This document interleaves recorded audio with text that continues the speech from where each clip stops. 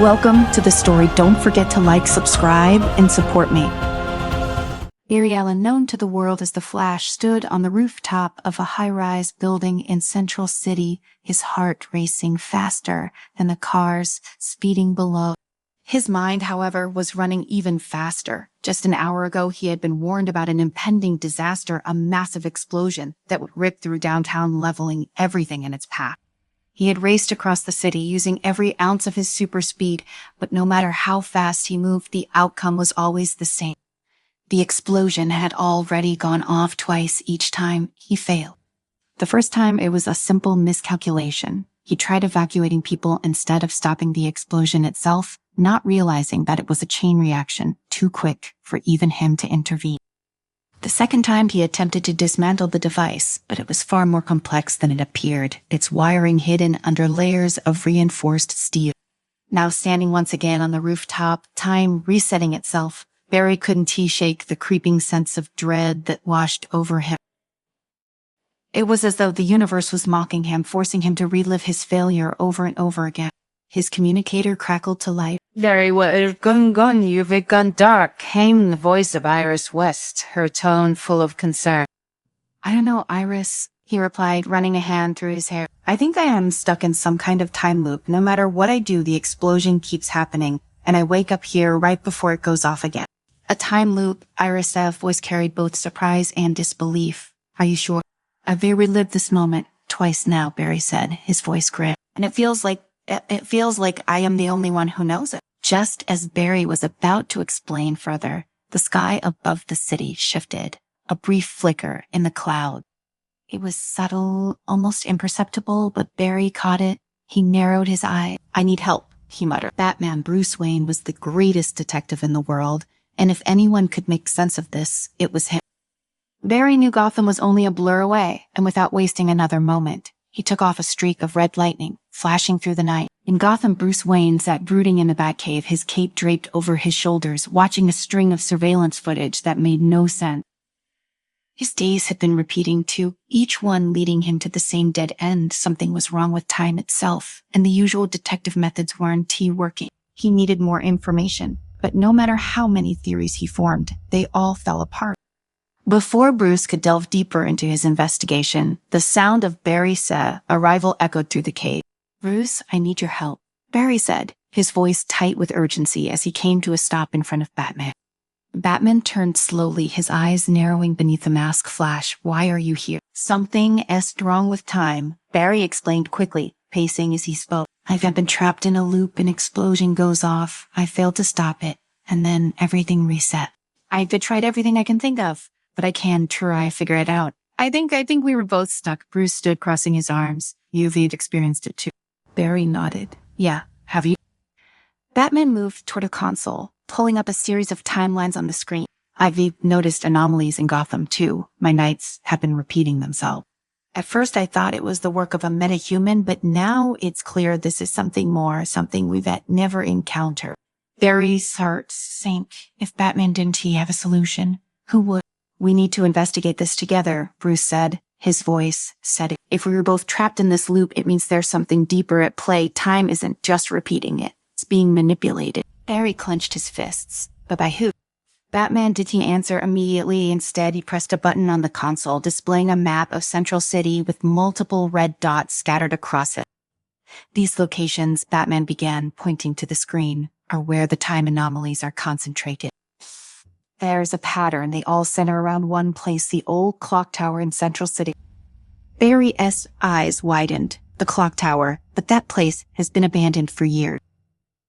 Not entirely, Bruce corrected. It was once used by an ancient society that experimented with time manipulation. There are rumors that they built a device called the Chrono Engine, capable of bending time. If that's what's causing this loop, we need to find it and stop it.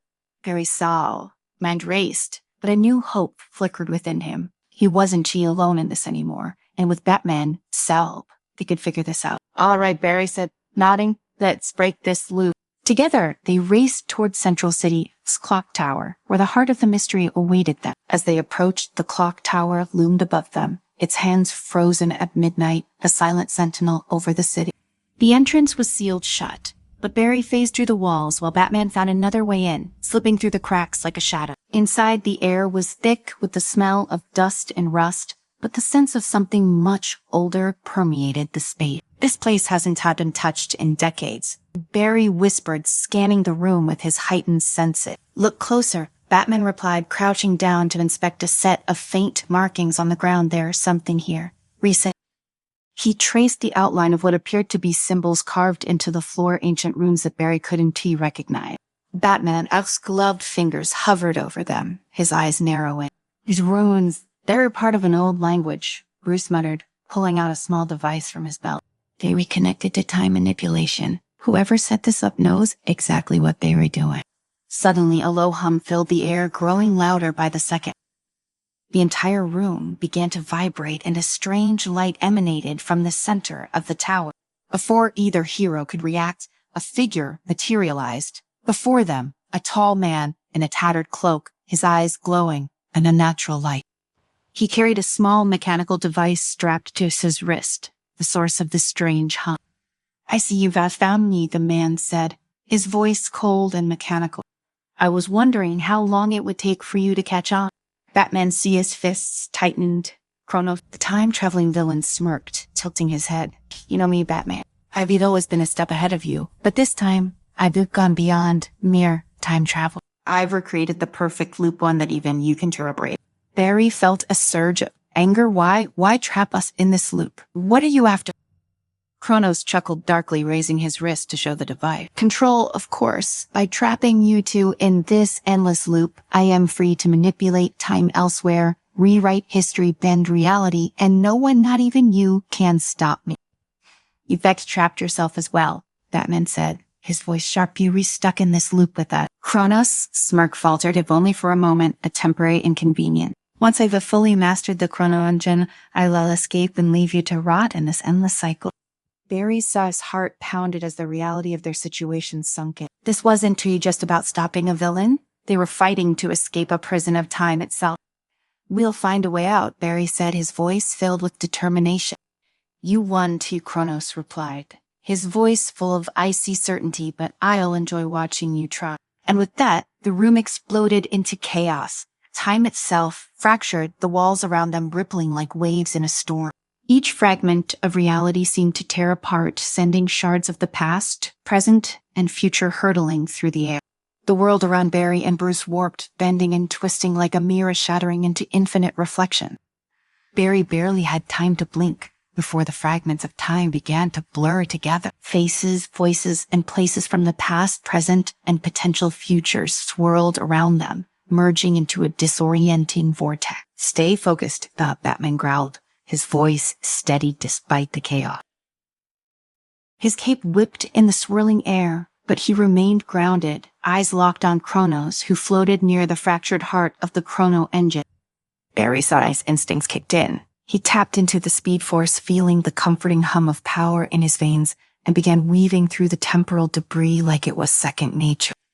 His mind raced with possibilities, but there was only one path that made sense. They had to take out Kronos before the loop collapsed entirely. You distract him, that man shouted, leaping to avoid a spiraling fragment of the past that nearly clipped him. I'll find a way to disable the chrono engine. Barry didn't hesitate. In a blur of red lightning, he charged straight at Kronos. The villain saw him coming, smirking as if anticipating every move. With a flick of his wrist, Kronos triggered the device on his arm, sending pulses of energy that slowed Barry's advance, forcing the speedster to zigzag in erratic patterns just to avoid being caught in the temporal stasis fields Kronos was creating. You can outrun time. Flash, Kronos taunted. Not even you. Maybe not, Barry retorted, his voice a blur in the wind. Sheer, Barry.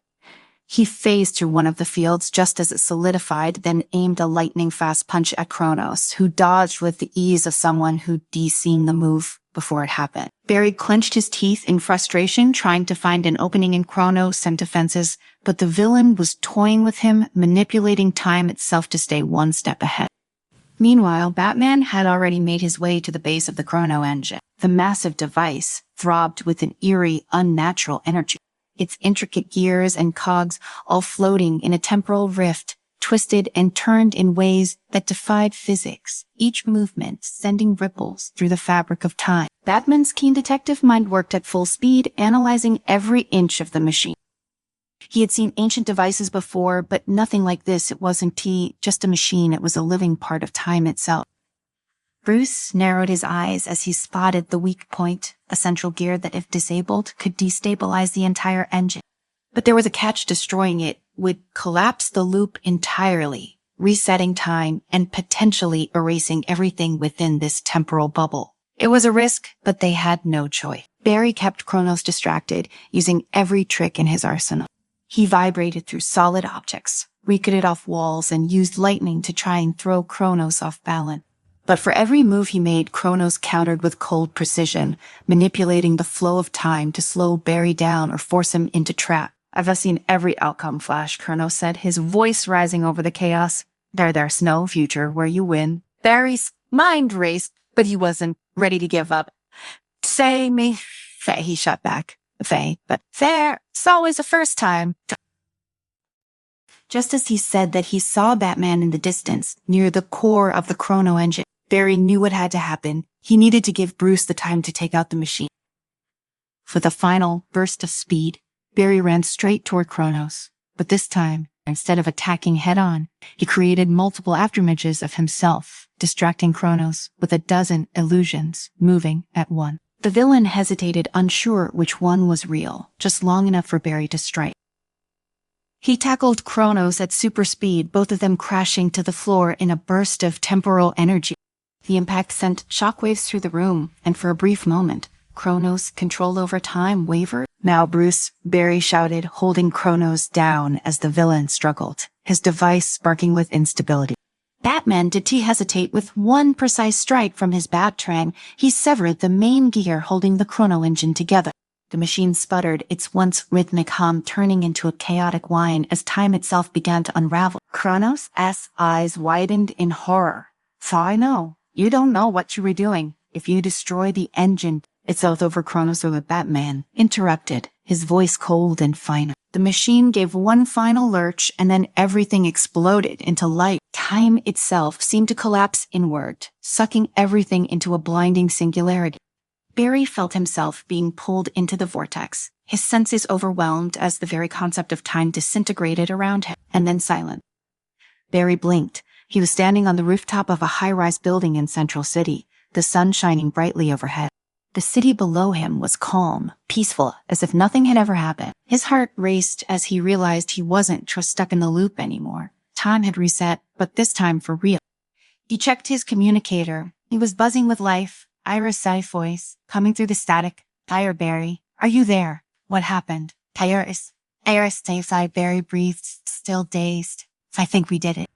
Just then, he heard the familiar flutter of a cape behind him. Barry turned to see Batman standing there, his expression unreadable as always. "It's done," Bruce said simply. "Yeah," Barry replied, letting out a long breath. "Orion's done." They stood there for a moment, the weight of what they'd just experienced settling over them. They had broken the loop, defeated Kronos, and restored the timeline, but the cost lingered in the back of their mind. In some other version of reality, things had gone much worse. "How did you know it would work?" "I didn't tell you," Batman said, his voice as cold and calculating as ever. "Dear, but I knew we had to take the risk." Barry nodded, understanding in the end it had come down to trust. Trust in each other's abilities and trust that they could make the impossible happen.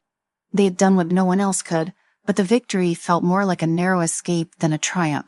As Barry looked out over Central City, he felt a quiet resolve settle in his chest. There would always be new challenges, new threats to time and reality. But as long as they stood together, he knew they could face whatever came next. The broken clock tower, now silent and still, loomed in the distance, a reminder of the battle they had just fought. But for now, time was theirs again. Welcome to the story. Don't forget to like, subscribe, and support me. Gotham City was a city of shadows. Even when the sun clung desperately to the horizon, a thick haze of smoke and pollution ensured the night reigned supreme. Beneath the smog, streets buzzed with the hum of crime. the underbelly of the city as alive as ever. On this particular night, the clouds above crackled with the promise of a coming storm. The kind Gotham was all too familiar with, violent, unyielding, and dark. From his perch high above the skyline, the Dark Knight Batman watched over his city. The world below him was a puzzle of flickering streetlights, glistening rain-soaked rooftops, and the constant hum of traffic. He stood still as a gargoyle, every muscle trained, every sense heightened. His eyes, hidden beneath the cold lenses of the cowl, flicked across multiple surveillance screens displayed on his wrist monitor. The last few days had been strange, even by Gotham standard. There was a new player in town, a ghost moving at impossible speeds, leaving behind chaos in his wake. He had hit a series of high-profile targets from Wayne Enterprises, research division, to the Gotham National Bank. But this wasn't Turi, an ordinary meta-human. This was something different, faster than anything Batman had ever seen. Alfred Bruce's voice cut through the static in his earpiece. "Have you finished running the footage from last night, Saul Robert?" Alfred Sire's familiar voice crackled back through the comms. "Indeed, sir. The criminal's movements are quite remarkable. I've slowed down the footage as much as possible. But even at a reduced frame rate, he's still just a blur. It seems as though he's tapping into something akin to the Speed Force." The Speed Force. It clicked for Bruce. He knew only one person who could help him now. "Patch me through to Barry Allen," Bruce said. In Central City, Barry Allen was taking advantage of the rare quiet night. His life as the Flash was rarely calm, but tonight the city seemed content. That was until his communicator buzzed to life. "Barry, I need your help." Batman's voice came through, low and commanding as always. Even over the commas, Batman's voice carried a weight that few others could match. Barry Sandsborough furrowed. "What's going on, Bruce?" "There's a criminal in Gotham, moving at near impossible speed. I am starting to think it's more than just advanced. I need someone who understands the Speed Force." Barry was already suiting up. "I'll be there in a flash." The Batcave was as intimidating as ever, dark looming and filled with more gadgets than Barry could ever hope to understand. As he sped in, Bruce was waiting by the massive central console, arms crossed, his face as unreadable as stone. Barry admired Bruce suffering calm in the face of everything. There was never a moment the man didn't seem in control. "Show me the footage," Barry said, walking over. Bruce didn't waste time. He tapped a button, and the footage from the most recent robbery at Wayne Enterprises played out on the giant screen in front of them. The criminal was fast, too fast for any normal human, but Barry's eyes could trace it. The way he moved, the way the Speed Force left its signature trail. "This isn't just tech," Barry said, confirming Bruce's suspicion. "He's somehow tapping into the Speed Force. Not completely, though. It sounded like he's imitating it, but it's still dangerous." Bruce nodded. They traced his movements back to a former physicist, a man named Victor Erlin. He was researching speed manipulation technology years ago. His lab was shut down after a series of unethical experiments, but he's resurfaced. Now he's robbing Gotham blind. Barry finished. "Great." Batman's fingers danced across the keyboard, bringing up a map of Gotham.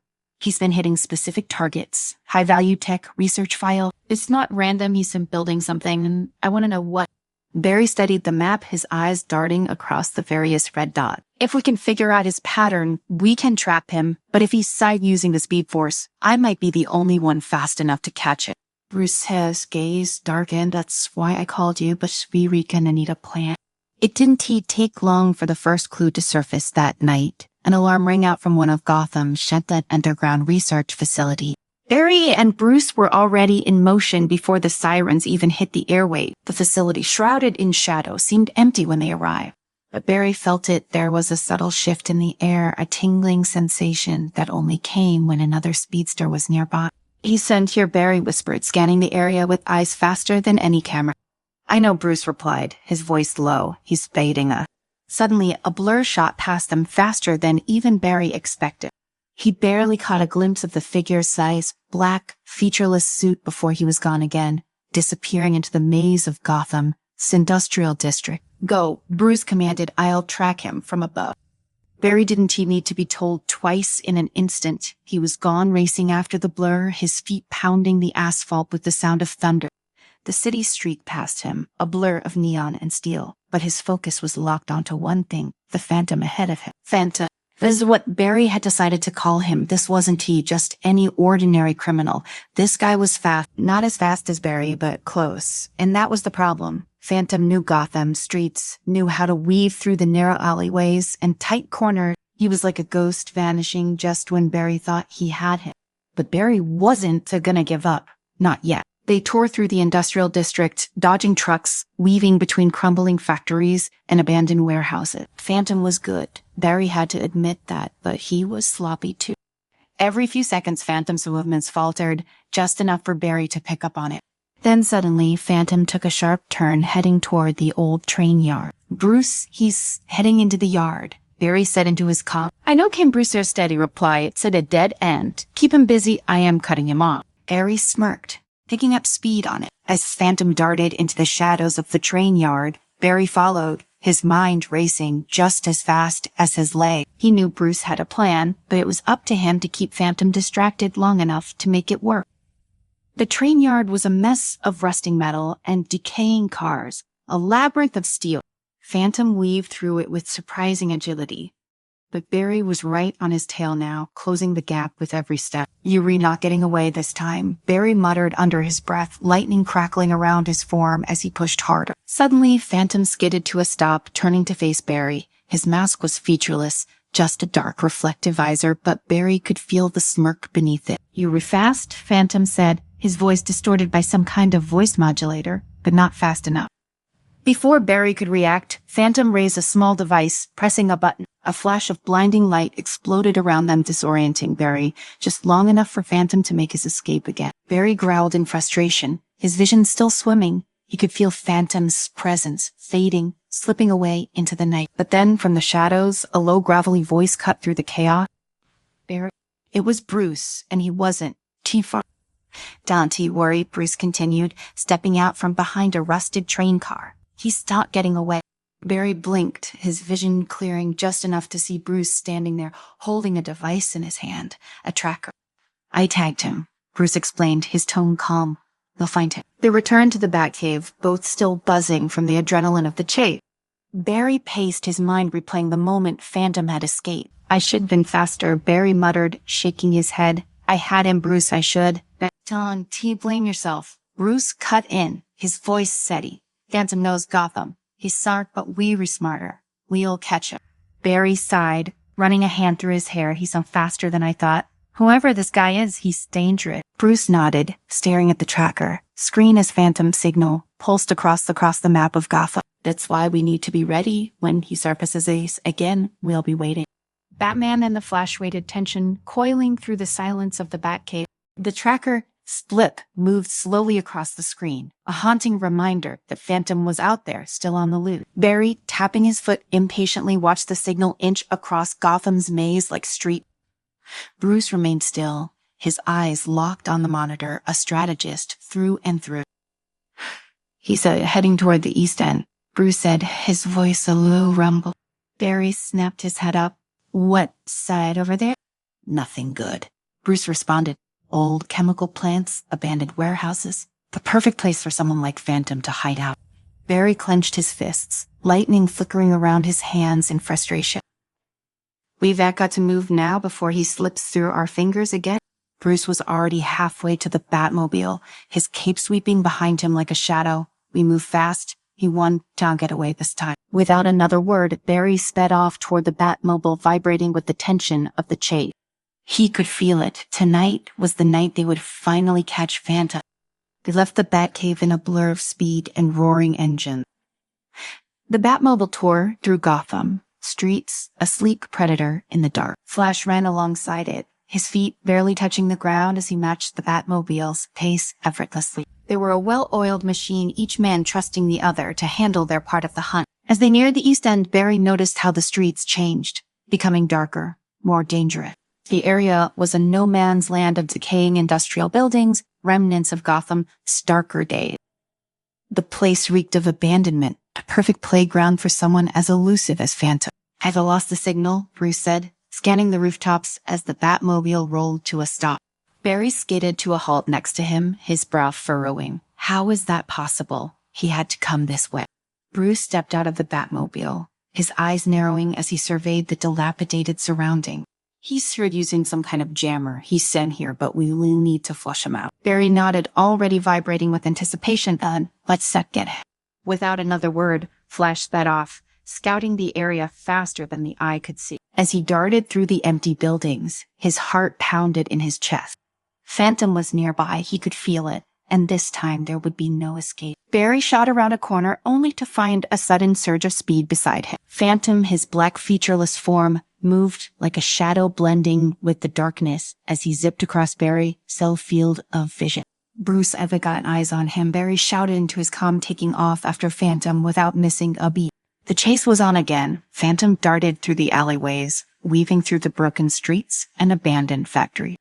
Barry pushed himself harder, gritting his teeth as he struggled to close the gap. Phantom was fast, too fast for someone not connected to the Speed Force. But Barry was fast. You not getting away this time, Barry called out, lightning crackling around him as he poured on the speed. Phantom didn't respond. He shot forward, gaining ground as they approached the old chemical plant. Flash could hear the faint hum of machinery still running in the background, a relic of Gotham's industrial past. The plant loomed ahead, its dark skeletal structure silhouetted against the sky. Phantom darted inside, disappearing into the maze of pipes and catwalk. Barry followed without hesitation, but something gnawed at him. It was too easy. Phantom had always been one step ahead, always out of reach. Why would he run into a trap of his own making? Bruce, this feels wrong, Barry said, his voice breathless as he raced through the plant. He's still leading me somewhere. I know, Bruce replied, his voice calm as ever. Stay sharp. He's singed desperate now. Suddenly, Barry skidded to a stop there in the center of the chemical plant. Phantom stood waiting. His arms were crossed, his stance relaxed, almost mocking. Why don't you come and catch me, Flash? Phantom's distorted voice echoed through the hollow space. Barry's eyes narrowed. You wouldn't be so smug when I dragged you back to Gotham PD. Phantom tilted his head slightly, and for a moment, Barry saw a flash of something in his posture confidence. Phantom wasn't too scared. He was in control. Before Barry could react, Phantom raised his arm, pressing a button on a small device clipped to his belt. The ground beneath Barry's feet rumbled, the whole plant shaking violently. Pipes burst, and thick clouds of steam filled the air, blinding Barry momentarily. Bruce, something's happening. The whole place is... I know, Bruce interrupted. Get out of there, now. But it was too late. The ceiling above Barry buckled, a cascade of steel beams and rubble collapsing around him. He barely had time to move, his body instinctively vibrating at a higher frequency to phase through the debris as it fell. Phantom's laughter echoed through the plant, distorted and hollow. You were fast, but not fast enough. Flash. As the rubble settled, Barry darted out from under a crumbling pipe, eyes blazing with determination. Phantom stood above him, balanced precariously on a steel girder high above. I am not playing your game anymore, Barry growled, speeding up the side of the structure, intent on taking Phantom down for good. But just as Barry reached him, Phantom leaped off the girder, landing with unnerving grace on the platform below. His movements were so precise, so calculated, it was almost as if he knew what Barry would do before he even did it. As Barry prepared to lunge again, a new figure emerged from the shadows. Batman, as silent and deadly as ever, had been watching from the dark, waiting for the perfect moment. You have led us on quite the chase, Bruce said, stepping forward, his cape billowing in the gust of steam, but it ends now. Phantom tilted his head slightly, amused. Before anyone could move, Phantom tapped his device again, and a burst of energy radiated outward. The air shimmered with the force of it, and suddenly Barry's speed faltered. His legs felt like lead, his connection to the Speed Force dampened, weakened. What? Barry gasped, stumbling forward, his body felt sluggish, like he was running through molasses. I told you, Flash, you were fast but not invincible, Phantom sneered, stepping closer. I've already tapped into the Speed Force just like you, but unlike you, I know how to use it properly. Barry struggled to stay upright, his legs wobbling as he fought against the invisible force dragging him down. But Bruce wasn't idle in one swift motion. He hurled a batarang directly at Phantom's device. The blade struck true, sparks flying as the device shattered into pieces. Instantly, Barry felt the weight lift from his limbs, the Speed Force rushing back into him like a flood. You done, Batman growled, advancing on Phantom, his fists clenched. Phantom now, without his advantage, tried to flee, but Barry was already on him, moving faster than ever before. He grabbed Phantom's arm, yanking him backward with a force that sent them both tumbling onto the platform. "I told you," Barry said, his breath ragged, "you were not getting away." Phantom struggled, but Barry was too fast, too strong. With a final burst of speed, Barry cuffed him, ensuring that Phantom Cell's reign of chaos was over. The chemical plant fell silent. Steam hissed from the broken pipes, and the faint hum of distant machinery echoed through the cavernous space. Batman stood nearby, watching as Barry dragged Phantom to his feet. "Good work," Bruce said, his voice steady. "We got him." Barry nodded, still catching his breath. "Yeah, we did." As they walked Phantom out of the plant, Barry glanced over at Bruce. "You knew this was going to be a trap, didn't you?" Bruce's lips curled into a faint smile. "I had a feeling." Barry chuckled. "You could have given me a little more of a heads up, you know." Bruce's smile faded, replaced with his usual stoic expression. "You handled it." As the night sky opened up above them, Gotham's dark clouds beginning to part, Barry felt a sense of closure settle over him. The chase was over. Phantom was in custody, but more than that, something had shifted between him and Bruce. They had worked together, trusted each other in ways neither had before. As they stood in the cool Gotham night, the distant sounds of the city, Thunderbelly still humming in the background, Barry realized that their partnership had changed. They were no longer just two heroes working side by side, they were friends. And Gotham, for all its shadows, felt a little less lonely. Welcome to the story. Don't forget to like, subscribe, and support me. Barry Allen never liked getting tangled up in Gotham City's sin affairs. It was dark, gloomy, and filled with shadows that danced as if they had minds of their own. Central City, his city, was nothing like this. Sure, they had their fair share of problems, but there was light both literally and metaphorically.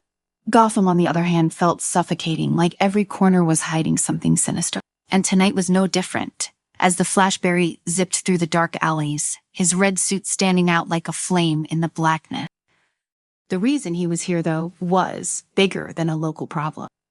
People, dozens of them, had gone missing. No signs of a struggle, no ransom demands, just vanished. And the common link between them all, they'd have been seen near a mysterious high-tech lab on the edge of both Gotham and Central City's jurisdiction. That was where he was headed now. As he reached the lab, sad skirts, he saw him Batman. Standing atop the building, Saruth, cape billowing in the wind. Batman was watching the same facility. Barry felt a flicker of irritation. It wasn't that he didn't respect the man. On the contrary, Batman was probably the most focused and intelligent hero he'd ever met, but their methods completely opposite. Barry vibrated his molecules, phasing through the side of the building and into the laboratory. Everything was pristine, cold, and sterile, the kind of place where you check things to be meticulously calculated and nothing left to chance. Barry's instinct told him something was off, but before he could act on it, he heard the whoosh of Batman's set cape as the Dark Knight entered through a window, dropping to the ground silently. Sailor Batman's gruff voice warned, "This place has a bad feeling." Barry rolled his eyes, though Batman couldn't see it. "You think?" he said, zooming around the room at lightning speed, searching for any sign of trouble. Just as he was about to report back that it was all clear, the lights flickered. That's when it hit them both, a surge of electricity, like being caught in the center of a lightning storm. The walls warped around them, bending, twisting. The sterile lab was disappearing, and in its place, a dark void stretched into eternity. Barry groaned, clutching his head as he tried to regain his bearing. Batman was already on his feet, pulling out his gadgets, scanning the environment. "Where are we?" Flash asked, shaking his head to clear the dizziness. Batman's eyes narrowed. "This isn't the lab. It's a simulation." Before they could make sense of it, the void shifted, morphing into something far too familiar. Barry blinked, recognizing the streets of Central City, but something was wrong. The buildings were twisted, their structures bending unnaturally like a nightmare version of the city he knew. Batman, meanwhile, found himself in the familiar but warped streets of Gotham. The towering skyscrapers were cast in eerie shades of gray, their shadows longer and darker than reality would allow. A deep, chilling wind howled through the streets, carrying with it faint whispers that made the hair on his neck stand up. "This isn't real," Batman muttered to himself, instinctively activating his scanner. But no readings came back. The equipment was useless here, wherever here was. Suddenly, a voice crackled through the air, seemingly coming from all around them. "Welcome, gentlemen. The voice taunted you and been brought here to face the truth." "Who the hell is that?" Flash demanded, spinning around to locate the source. That Batman growled, "is Dr. Victor Nexon." The name sent a chill down Barry's spine. He'd heard of Nexon, a rogue scientist, obsessed with virtual reality and the human psyche. Nexon had disappeared years ago, presumed dead, but clearly he'd been working on something far more sinister. Batman's jaw clenched. He's been experimenting with virtual worlds for years. He must have perfected a way to trap us inside. Barry's heart raced. "You were saying we were stuck in a video game?" "In a sense, yes," Batman replied, his voice low, "and this game isn't going to play fair." Before either of them could strategize, the ground beneath them trembled. The virtual city around them shifted, and in an instant, Flash found himself standing alone in the heart of Central City, surrounded by twisted versions of his friends and family. Barry's breath hitched in his throat, his mother alive, standing before him, smiling. But the smile twisted into something grotesque as the image of his mother melted away, replaced by the figure of Reverse Flash, his longtime nemesis. "You'll never be fast enough, Barry." Reverse Flash sneered, his eyes glowing with malevolence. "You couldn't save her. You can save anyone." Barry clenched his fists, his legs twitching with the urge to run to escape the accusations swirling in his head. Memories of his mother saddened, death flooded his mind, the guilt and regret stabbing him like a knife. He couldn't outrun the past, no matter how fast he was. Meanwhile, Batman found himself in the dark alleys of Gotham, his worst nightmare playing out before him. Criminals ran rampant, fires blazing through the streets, and then he saw his parents walking down that fateful alley once again. He tried to stop them, to yell, but his voice wouldn't come out. Then the gunshot, the flash of metal, his mother's sag pearls scattering on the cold, wet pavement. Batman fell to his knees, fists pounding the ground in frustration. He had seen this scene so many times in his dreams, but this time it felt too real. Too raw. His failures haunted him like a specter, whispering that no matter what he did, Gotham would always be lost. For what felt like hours, both heroes were trapped in their personal hells, reliving their deepest fears and regret. But something changed as the simulation pushed them to their emotional limits. Their experiences began to merge. Barry could feel Bruce's pain, his frustration and sorrow. Likewise, Bruce could sense Barry's overwhelming guilt, his constant struggle to be faster, better, more. In that moment, they realized the truth: this simulation wasn't just designed to trap them physically. It was feeding off their emotions, their fears, making the world stronger with every passing second. "We have to break this," Flash muttered to himself, forcing his eyes to look away from the twisted version of his mother. His powers, he still had them. Maybe they didn't work like they should, but they were there. With a deep breath, Flash focused, pulling all his energy into his leg. He was the fastest man alive. Nothing could hold him back, not even a fake reality. He took off running faster than he'd ever run before, the world around him blurring into nothingness. At the same time, Batman regained control. He forced himself to stand, to turn away from the nightmare replaying in front of him. Logic, reason, those were his weapons. He knew this wasn't too real. It was all a mind game. He had to find Flash together. They could break free. As Flash ran, the world around him began to crack, fissures spreading through the twisted streets of Central City. The more he ran, the more the simulation faltered, pieces of it crumbling like shattered glass. He could feel Batman, now his presence just out of reach. Suddenly, the two heroes collided, the world around them disintegrating into a dark void once again. Batman Flash gasped, his chest heaving from the exertion. "We need to work together. This thing, it's feeding off our emotions. The more we fight it alone, the stronger it gets." Batman nodded grimly, agreed. "We have to confront it head on." But before they could plan their next move, the void shifted again. Dr. Nexon appeared before them, a shadowy figure looming over them with a twisted smile. "You think you've figured it out," he sneered. "This world isn't just a trap. It's a reflection of you, your flaws, your fears. You can't escape unless you confront them." Barry glanced at Batman, worry flickering in his eyes. "We've already faced them. We've just seen what this place is doing." Nexon's smile widened. "You've only scratched the surface. There's more, so much more." With a wave of Nexon's hand, the ground beneath them rippled like water, and the world shifted once more. This time, They were standing in front of mirror versions of themselves, dark, twisted reflections that seemed to pulse with a malevolent energy. The dark Batman stepped forward, his eyes cold and empty, the bat symbol on his chest warped and jagged. His voice was low and menacing. "You are weak, Bruce. You think you can save Gotham by holding back. You afraid to do what's necessary." The dark flash appeared next to him, a blur of red lightning sparking around him. His smile was cruel, his eyes filled with chaos. "You were too slow. Barry, always will be. You can try save anyone." Both heroes tensed, their hearts pounding in their chests.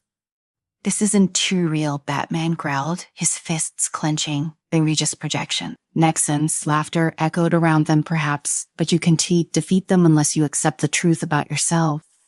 The dark Batman lunged, and Batman barely had time to react, blocking the attack with a swift movement, but the force behind it was overwhelming, knocking him back. This dark version of himself wasn't just a projection, it was everything he feared he could become. Flash 2 was forced into action, dodging a blur of attacks from his darker self. The speed was dizzying, faster than he'd ever moved before. Batman staggered back from the force of his darker self's attack, feeling the weight of every punch. This wasn't just a fight. It was a confrontation with the very thing he had spent his life avoiding, becoming the very monster he fought against. The dark Batman moved with calculated brutality, each strike colder than the last, driven by a merciless instinct that Batman feared lurked within himself. "Stop holding back," the dark reflection snarled, throwing another punch that Batman barely dodged. "You think you resaving Gotham by playing by the rules, by sparing lives that don't deserve it. You afraid, Bruce, afraid of what you will become if you go too far." Batman's breath came in, shallow gasps. He knew this was next an endgame, exploiting his fears. But the truth behind the words was undeniable. He had always lived on the edge, one step away from crossing the line. His own morality, the only thing separating him from the criminals he fought, felt fragile in this twisted world. Across the battlefield, Flash struggled against his own dark version. The dark Flash moved like lightning, each step leaving an arc of crackling energy in his wake. Barry pushed himself harder, faster, but it wasn't tight enough. Every move he made, his darker self was already ahead of him. "You will never be fast enough," the dark Flash taunted, his voice dripping with disdain. "No matter how hard you try, you will always fail the ones you love. You can try outrun guilt, Barry. It'll catch up to you just like it did with your mother." Barry's heart pounded in his chest, the words hitting him harder than any punch could. His mother, South's his biggest failure. That's one thing he couldn't change no matter how fast he ran, no matter how many times he tried to save others. The guilt had always been there, lingering at the edges of his mind. And now it was being thrown in his face by this darker, twisted version of himself. The dark Flash blurred forward, landing a punch to Barry's gut that sent him sprawling across the ground. The impact left him gasping for air, his mind racing. He had to be faster. He had to push beyond his limit. But the more he tried, the more the world around him seemed to collapse, bending under the weight of his fear. Batman was locked in a brutal hand-to-hand struggle with his darker self. The punches landed like sledgehammers, and each blow was filled with the malice and cruelty Batman feared he was capable of. His own techniques, the years of training, seemed to have no effect. It was like fighting a shadow one that knew his every move, his every thought. "You read not strong enough," the dark Batman growled, locking Batman in a chokehold. "You've spent your life pretending you read above them, but deep down you read just like the criminals you hunt." Batman's vision blurred, but he forced himself to focus. The words were designed to break him, to wear him down mentally as much as physically. He couldn't let that happen, not here, not now. With a surge of strength, Batman broke free of the hold, rolling away and reaching for one of his gadgets. His utility belt still worked in this virtual world, and he pulled out a smoke bomb, hurling it at his darker self. The cloud exploded between them, giving Batman a momentary reprieve. But the dark Batman's voice cut through the haze. "You can hide from me, Bruce. I am you." Flash, still trying to catch his breath, saw the dark Flash looming over him. His darker self crackled with energy, red lightning flashing around his body. The look in his eyes was pure madness, a reflection of everything Barry feared he could become if he lost control of his power. "You think you can save everyone, don't you?" the dark Flash sneered. "That if you run fast enough, you can outrun your mistakes, but you wrong. Every time you try, someone dies, and it's your fault." The words stung, cutting deep into Barry's soul. His failures flashed before his eyes. His mother, Iris, the countless people he couldn't try safe in time. But this was Nexon's trick, exploiting his deepest fears, turning his self-doubt into a weapon. You had to push past it. This wasn't true about speed. It was about something else, something deeper. He couldn't just run from the truth. Not anymore. Barry forced himself to stand, his legs shaky but determined. I know I can true save everyone, he said, his voice steady despite the pain, but that's not going to stop me from trying. With a burst of speed, he launched himself at the dark flash, not running away but running toward the fear. As their bodies collided, the energy between them crackled violently, the red lightning mixing with Barry, Hess' own yellow aura. Meanwhile, Batman circled his darker self, his mind racing to find a weakness.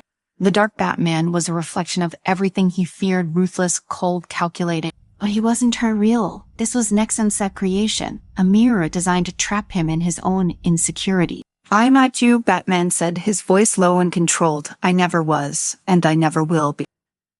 The dark Batman lunged, but this time, Batman was ready. He sidestepped the attack, delivering a precise blow to his darker self-sag's chest, knocking him off balance. Batman followed up with a series of rapid strikes, each one aimed at weak points he knew only too well. The dark Batman stumbled, and for the first time, Batman saw the flicker of doubt in his eye. That was it. The truth, this dark reflection, wasn't as stronger than him. It was only as strong as he allowed it to be. Across the battlefield, Barry was locked in a race against his darker self, their speeds blurring the edges of reality. But as he pushed harder, he realized something. This wasn't about being faster. It was about accepting that he wasn't perfect, that he couldn't always win, and that was okay. As that realization hit, Barry felt a shift. The red lightning around the dark flash flickered and dimmed. The two speedsters collided one final time, but this time, Barry was in control. The impact sent shockwaves through the air, and the dark flash crumbled into nothingness. At the same moment, Batman landed the final blow on his darker self, sending him crashing to the ground. The dark Batman tried to rise, but his strength was fading, his form flickering like a dying flame. With one last look, he disappeared, leaving Batman standing victorious. The virtual world around them began to shake, the ground cracking and the sky darkening. Nexon's voice boomed from above, filled with rage. You think you've won? This was just a test. You can't escape. Flash and Batman exchanged a glance, their breaths still heavy from the battle. They knew the truth. Now they weren't trapped by Nexon. They had been trapped by their own fears, and now they were free. Together, they ran toward the crumbling horizon, their movements in perfect sync. Flash, Thede, and Batman, at precision, worked in harmony, and as they reached the edge of the virtual world, a bright light engulfed them. When they opened their eyes, they were back in the real world. The lab was quiet, the machines around them powered down. Dr. Nexon was lying unconscious on the floor, his virtual reality equipment destroyed. Batman walked over to Nexon, checking his pulse before binding him with a quick motion. It sent over. Barry nodded, though the weight of what they had just been through still hung in the air. The experience had been more than just a fight. It had been a journey through their deepest fears and flaws, but in the end, they had come out stronger. As Batman stood, ready to disappear into the shadows once more, Flash called out, we make a pretty good team. Batman paused, his expression unreadable. Maybe he said before, turning and vanishing into the darkness. Barry smiled to himself, watching as Gotham's shadowy streets swallowed the dark night. He was back in Central City now, where the light still shone through the dark. And he was ready to keep running, not away from his fears, but toward them. Welcome to the story. Don't forget to like, subscribe, and support me. It was supposed to be a routine day in Central City, one of those uneventful stretches where Barry Allen could feel good about the life he had built for himself. As the Flash protector of the city, he had done his part. The streets were safer. Villains were either behind bars or scared out of sight, and people felt secure under his watchful eye. That morning, Barry had zipped around the city at top speed, saving people from car crashes, muggings, and even the occasional petty thief. The constant hum of the city's size life whirled around him as he dashed from place to place, often unseen by anyone but the most observant. To the average Central City citizen, the Flash was an unseen force of nature, always there, always saving the day. But everything changed in the blink of an eye. It began as just another crisis, a runaway train barreling down the tracks, brakes shot, heading straight toward a densely populated area of the city. Barry didn't hesitate. He sprinted to the scene, feeling the familiar surge of electricity in his veins as he tapped into the speed force. He was confident, almost relaxed, as he approached the train at breakneck speed. Just another day at the office, he thought. But as he neared the train, something went horribly wrong. A miscalculation, just a fraction of a second off, and instead of stopping the train, his sudden velocity created an unexpected force. The carriages buckled, the engine jolted, and the entire train lurched off the rail. Metal screeched and crumpled like a paper bag as the train careened into a nearby building. Debris flew through the air like shrapnel, raining down on the streets below. Barry, his heart pounded in his chest. He moved quickly, darting through the chaos, pulling civilians from the wreckage as fast as his legs could carry him. His hands shook, his breath coming in ragged gasps. No matter how many people he saved, it wasn't tiring enough. He couldn't save them all. In the aftermath, the scene was horrific. The shattered remains of the train lay scattered across the block. The building's facade partially collapsed. Injured civilians screamed for help, and worst of all, there were bodies too many. Barry stood in the middle of the destruction, his red suit covered in dust and grime. He could still hear the wailing of sirens, the distant cries of the wounded, and the heart-wrenching silence of the dead. His vision blurred, not from exhaustion, but from the tears welling up in his eyes. This was his fault. For the first time in his career as the Flash, Barry Allen was paralyzed with guilt. He stared at the wreckage, his mind numb. How had he miscalculated so badly? How had he caused this? He barely noticed the gathering crowd or the news helicopters buzzing overhead. His mind was spiraling, the weight of the catastrophe settling over him like a suffocating blanket. The cheers of gratitude he was used to hearing after a successful rescue were nowhere to be found. In their place were murmurs of confusion and disbelief. How could the Flash let this happen? Barry turned, his legs moving on their own, and disappeared in a blur. He couldn't face them. He couldn't face anyone. Days passed, but the guilt didn't fade. It gnawed at him, a constant companion that followed him everywhere. Barry stopped responding to calls for help. He avoided his friends and his duties. Even his job at the Central City Police Department felt like a burden. Everywhere he went, he saw reminders of his failure, the headlines in the papers, the whispers on the streets, the footage of the train crash playing on a loop on every news channel. He shut himself in his apartment, staring at the walls, his mind replaying the accident over and over again. Each time the train crashed and each time people died, he could still hear their screams. The Flash was supposed to save lives, not end them. The guilt ate away at him, and soon Barry began to wonder if he should even continue being the Flash. Maybe Central City didn't need him. Maybe he was more dangerous than he realized. The knock on his door startled him. He hadn't been expecting anyone, and he certainly wasn't in the mood for company. Ignoring it seemed like the easiest option, but the knock came again, more insistent this time. With a sigh, Barry dragged himself to the door and opened it. Barry, a deep, familiar voice said. It was Bruce Wayne, dressed in civilian clothes, but with the same imposing presence he carried as Batman. Bruce stood in the doorway, arms crossed, his expression unreadable. Barry blinked, surprised. Bruce, what are you doing here? Bruce didn't answer right away. Instead, he stepped inside without waiting for an invitation and closed the door behind him. His eyes scanned the apartment, taking in the mess, the discarded food containers, the empty bottles of water. He said nothing, but his silence was judgment enough. We need to talk, Bruce finally said, his voice calm but firm. Barry sighed, running a hand through his disheveled hair. He didn't want to talk. He didn't want to do anything, especially not with Bruce. I am not in the mood, Bruce, Barry muttered, turning away from him. I didn't ask if you were, Bruce replied, his voice unyielding. I came because you were spiraling. You need to get out of your own head before you do something stupid. Barry flinched at the words. It wasn't the first time Bruce had been brutally honest with him, but this time it hit harder than usual, maybe because it was true. I screwed up, Bruce, Barry said, his voice barely above a whisper. People died because of me. I can't get past that. Bruce nodded slowly, as if he expected this. You made a mistake, it happened. A mistake? Barry's sound voice rose, frustration bubbling to the surface. This wasn't just some small mistake, Bruce. People died. Do you get that? Bruce's eyes narrowed slightly, his expression hardening. I get it. There, more than you know, but you don't have the luxury of wallowing in guilt. You are a hero. You have a responsibility to this city, to these people. I thought I was helping them, Barry whispered, sinking onto the couch, his head in his hands. But I hurt them. I don't know if I can keep doing this. Bruce sat down across from him, his gaze unwavering. Being a hero isn't too about being perfect.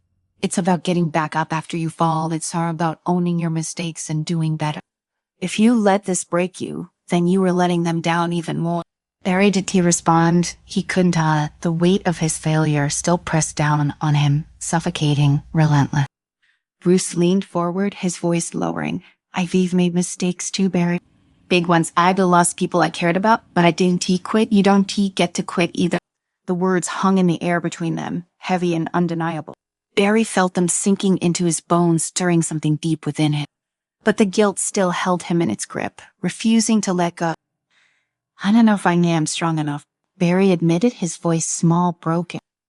Bruce steadied, his eyes never leaving Barry. So you are, and I am going to prove it to you. Before Barry could protest, Bruce grabbed his arm and pulled him to his feet. Come with me there. Something you need to see. Barry hesitated, but allowed Bruce to lead him out the door. He didn't know where they were going, but maybe Bruce had a point. Maybe it was time to stop running. Bruce drove in silence, the hum of the engine the only sound between them. Barry stared out the window, his mind racing as they cut through the streets of Central City. The city looked different. Now the vibrant life he used to protect seemed distant, like he was seeing it through a pane of frosted glass. He couldn't shake the thought that it would be better off without him. Bruce hadn't said a word since they left Barry's apartment, and that only made Barry more anxious. He had no idea where they were going or what Bruce had planned, but something told him it wasn't going to be easy. Finally, they pulled up to the wreckage. The train crash site was still cordoned off, though the cleanup was already underway. Workers in reflective vests moved through the debris, and the sound of construction echoed faintly in the distance. The twisted remains of the train lay like a skeleton across the city block, a grim reminder of the disaster. Barry's stomach twisted at the sight. His instinct was to run, to get away from this place. And the memories it stirred, but Bruce's hand on his shoulder kept him grounded. They stepped out of the car, and Barry's feet felt like lead as they approached the wreckage. Why did you bring me here? Barry asked, his voice barely audible. Because you need to face it, Bruce said, his tone leaving no room for argument. Running from this help you can try to hide from your mistakes, Barry. Barry swallowed hard, his eyes fixed on the mangled metal in front of him. His breath came in shallow, uneven bursts as the memories of that day flooded back. The screams, the blood, the helplessness. He clenched his fists, his nails digging into his palm. I can Barry whispered. I can do this, Bruce. Yes, you can, Bruce replied, his voice steady. You were not the first hero to make a mistake, and you won to be the last. The difference between heroes and everyone else is that we don't get to give up when things get hard. Barry shook his head, his chest tight. This wasn't just hard, Bruce. People died. Because of me. I know, Bruce said, his voice softening just enough to show he understood. But you were not the only one carrying that weight. Barry looked at him confused. What do you mean? Bruce gestured toward the wreckage. Come on there. Something I want you to see. Reluctantly, Barry followed him as they walked through the remains of the train. Barry noticed a group of people gathered near the edge of the site. Some were wearing black, their faces drawn with grief. Others held flowers or candles, quietly mourning the lives lost in the accident. They were the families of the victims, Bruce said quietly. Barry stopped in his tracks, his heart pounding. He hadn't expected this. Seeing the families, their pain, their loss, it was like a punch to the gut. His instinct was to turn around, to flee, but Bruce's hand on his back pushed him forward. You need to face them. Barry nodded as the flash as Barry Allen. I don't know if I can, Barry said, his voice shaking. You can, Bruce said firmly. You owe it to them. With a deep breath, Barry approached the group. His legs felt weak and his chest tightened with every step. He wanted to say something, to offer some kind of apology, but the words caught in his throat. One of the women noticed him first. Her eyes widened in recognition, and she turned to the others, her voice hushed but urgent. Soon, the entire group was looking at him, and Barry could feel the weight of their stares pressing down on him. Barry began, but his voice faltered. I am so sorry. I didn't mean for any of this to happen. The woman who had first noticed him stepped forward. She was older, with graying hair and deep lines etched into her face. Her eyes were red from crying, and she clutched a framed photo of a young man in her hand. My son, she said, her voice trembling. He was on that train. Barry's heart sank. He could barely meet her eyes, the guilt crushing him from the inside. I'm sorry, he whispered again, his voice cracking. The woman's expression was a mixture of pain and anger, but there was something else there, too. Something Barry hadn't expected, understanding. I don't blame you, she said quietly. You were trying to help. My son, he was always talking about how much he admired the Flash, he said. You were the reason he felt safe in this city. Barry blinked, stunned. He didn't know how to respond. This woman, this mother who had lost her son, was offering him something he didn't feel. He deserved forgiveness. I wish I could have saved him, Barry said, his voice thick with emotion. So do I, the woman replied, her eyes glistening with tears. But you've saved so many others. Doom, she stopped now. Barry felt a lump rise in his throat, and for the first time in days, the weight on his chest seemed to lift, if only a little. He hadn't expected this. Hadn't he expected forgiveness? Hadn't he expected understanding? But maybe there was a path forward.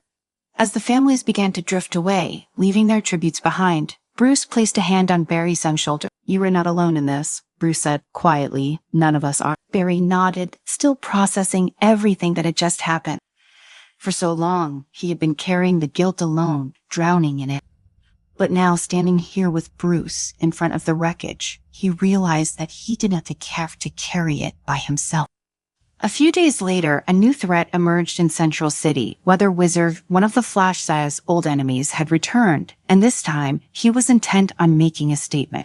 The storm that descended on the city was unlike anything Barry had ever seen. Winds howled through the streets, and lightning crackled across the sky, striking buildings and sending debris flying. Barry had been watching the news reports from the sidelines, still unsure if he was ready to return as the Flash. But when he saw the destruction Weather Wizard was causing, something clicked inside him. It wasn't about him. It never had been. It was about the people. The ones who needed him, the ones who couldn't protect themselves. Bruce's words echoed in his mind. Being a hero isn't all about being perfect. It's all about getting back up after you fall. Barry stood, his heart racing, and in an instant, he was out the door, his suit crackling with energy as he sprinted toward the center of the storm. Weather Wizard stood atop a skyscraper, controlling the storm with the flick of his wrist, his eyes gleaming with madness. He spotted the Flash approaching and sneered. Back for more, are we? Weather Wizard taunted, raising his wand to unleash another wave of destruction. Barry gritted his teeth, his eyes narrowing as he charged forward. This time, there would be no hesitation, no self-doubt. He moved faster than ever before, dodging bolts of lightning and gusts of wind as he closed the distance between them. But Weather Wizard was ready with a flick of his wrist. He sent a bolt of lightning straight toward a nearby building, where dozens of civilians were trapped inside. Barry's heart stopped. This was it, his chance to make things right. In a blur of red, he raced toward the building, his body moving almost faster than his mind could process. He reached the building just as the lightning struck, using his speed to absorb the energy and divert it away from the civilian. The air crackled with electricity as Barry redirected the lightning into the sky, sparing the people inside. He didn't stop in the blink of an eye. He was back on top of the skyscraper, standing face to face with Weather Wizard. This ends now, Barry said, his voice low and steady. With a surge of speed, he disarmed Weather Wizard, knocking him to the ground and ending the storm with one final burst of energy. The skies cleared and the winds died down, leaving Central City in a strange, quiet calm. As the police arrived to take Weather Wizard into custody, Barry stood atop the skyscraper, his chest rising and falling with heavy breaths. He had done it. He had saved them. And this time, there were no mistakes. Bruce appeared beside him, his cape billowing in the wind. He didn't say anything, but the look in his eyes said it all. Barry had redeemed himself not just in the eyes of the city, but in his own.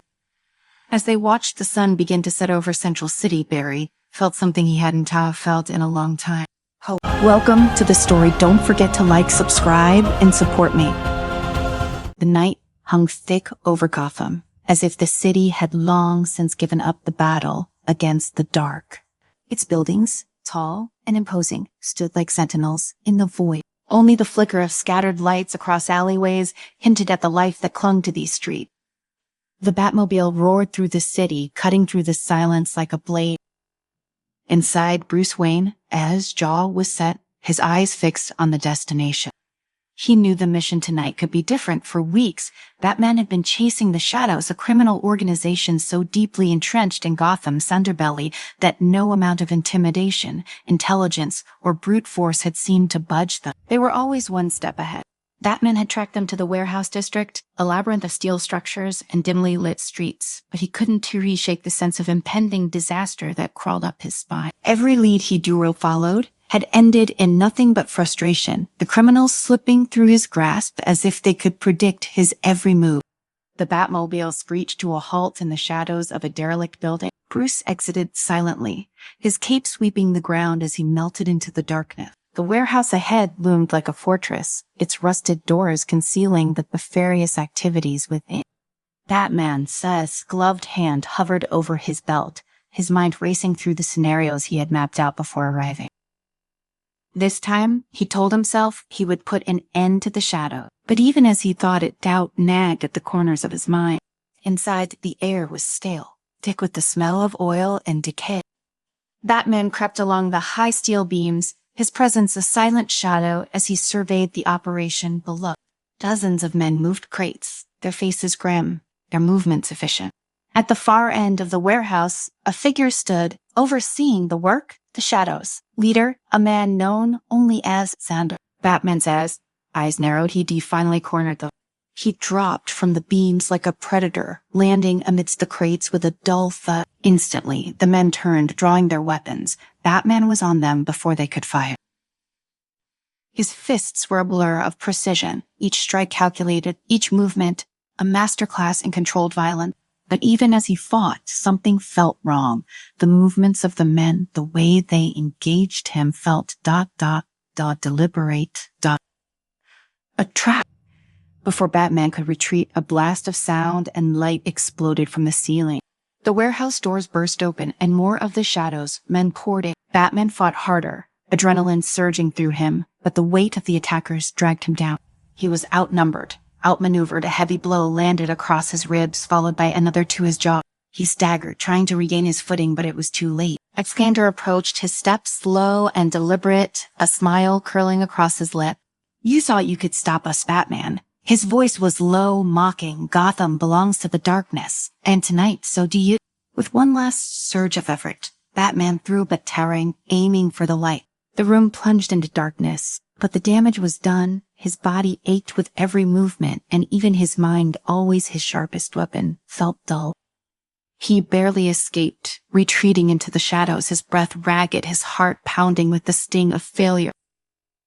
Hours later, Bruce sat in the Batcave, his mask discarded on the table in front of him. The monitors flickered with the surveillance footage from the warehouse, but Bruce could bring himself to watch. Alfred approached, his steps as measured as always, a tray of tea in his hands. He set it down gently beside Bruce. "You've been pushing yourself too hard," Alfred said softly. "Even you have limit." Bruce didn't respond immediately. His mind replayed the events of the night over and over, dissecting every mistake, every misstep. He had been careless, thinking brute force and fear would be enough to stop the Shadow. But it wasn't Trey, just his body that had taken a beating. His confidence was shattered. "I can keep up with them," Bruce finally said, his voice low, rough from the pain. "They knew I was coming. It's like they were anticipating my every move." Alfred regarded him for a moment, his brow furrowing in concern. Perhaps it's time to accept that even Batman needs help. Bruce scoffed, shaking his head. "Help from who? The police are overwhelmed. The city is on the brink of chaos. No one understands Gotham like I do." "I wasn't talking about the police," Alfred replied, his voice calm but insistent. "Perhaps there are others out there, other allies who could offer a different perspective, a different light." But Bruce didn't respond. He didn't want to hear it. Gotham was his responsibility. If he couldn't protect it, then what was the point? The next day, Gotham descended further into madness. The shadows wasted no time after their victory over Batman. They had taken over key sectors of the city, controlling the flow of power, water, and resources. Fear spread like wildfire. Commissioner Gordon tried to hold the line, but without Batman's intervention, the city seemed to be slipping away. Meanwhile, Bruce Wayne isolated himself. He spent hours in the Batcave poring over data, trying to find the one clue he must have missed, the one mistake the shadows made. But nothing surfaced. The more he searched, the more he felt the weight of his failure pressing down on him. And then, one afternoon, a familiar streak of red lightning flashed through the Batcave. "Bruce, you look like Helmet." Barry Allen, the Flash, stood before him, grinning despite the heavy atmosphere. He pulled off his cowl and looked around the cave, his energy almost out of place amidst the gloom. "What are you doing here, Barry?" Bruce muttered, not lifting his gaze from the monitor. "Saving you from yourself, apparently," Barry quipped, leaning against one of the Bat computers. "I heard about what's been going on with the shadows. Figured you could use a hand." Bruce didn't respond right away. The last thing he wanted was Barry's boundless optimism infecting his carefully cultivated brooding. "I don't need help," Bruce finally said, his voice edged with irritation. "Gotham's cyber problems aren't your concern." Barry raised an eyebrow, his easy smile never fading. "Not my concern. Send him, Bruce. The worlds are falling apart out there. This isn't just about Gotham. You think I am gonna let you spiral into the abyss because you had one bad night?" "One bad night," Bruce growled, his fists tightening. "You don't try to understand. Gotham isn't central city. The shadows are different. They recalculating, relentless." Barry crossed his arms and sighed. "You were right. I don't understand Gotham the way you do. But that's not why I'm here. Sometimes you need someone who doesn't. Good in the dark to show you there's still light." Bruce stood, turning to face Barry. His eyes were hard, his face etched with frustration. "You don't get it. Barry, Gotham doesn't need hope. It needs someone willing to do what it takes, no matter the cost." Barry's smile faded, replaced by a serious look. He stepped forward, his voice soft but firm. "Maybe Gotham does need someone like you, but maybe you need someone like me to remind you that the whole world isn't as dark as you think." For a moment, Bruce felt the tension between them. Barry, the embodiment of light and hope, standing in the depths of his cave, challenging the very foundation of what Batman stood for. Finally, Bruce exhaled, the fight leaving his body. "You think you can help me? Fine, but we do this my way." As night fell once again over Gotham, Batman and the Flash stood on a rooftop overlooking the city. Barry couldn't help but notice how different Gotham felt compared to his own central city. The shadows here were deeper, the streets less forgiving. He turned to Bruce, who stood rigid, scanning the city with the same intensity he always had. "All right," Barry said, cracking his knuckles. "Where do we start?" Bruce pointed to a building far below. "That's one of their distribution hubs. We hit it, take out their operations, and follow the trail back to Ander." "Got it," Barry replied, already vibrating with energy. "I'll sweep the place first, disable their communications before they even know what hit them." Bruce gave a curt nod, and Barry was gone in a flash, leaving only a gust of wind in his wake.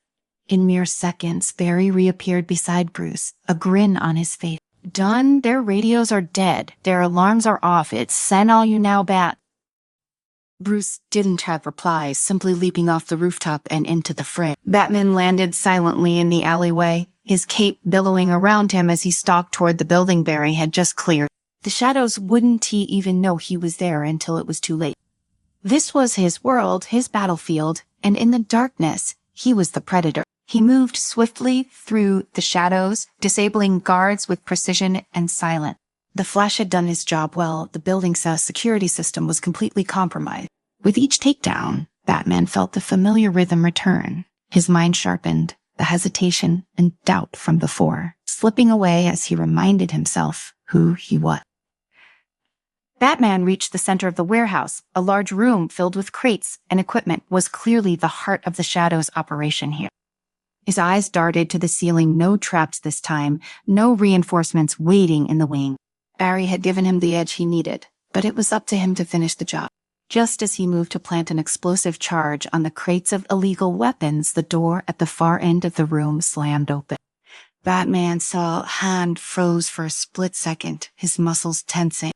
"Alexander." The leader of the Shadows walked in, flanked by two of his lieutenants. His cold, calculating eyes immediately locked onto Batman. A slow smile spread across his face. Well, I was wondering when you'd show up again, as Sander said, his voice a deep rumble that echoed off the steel wall.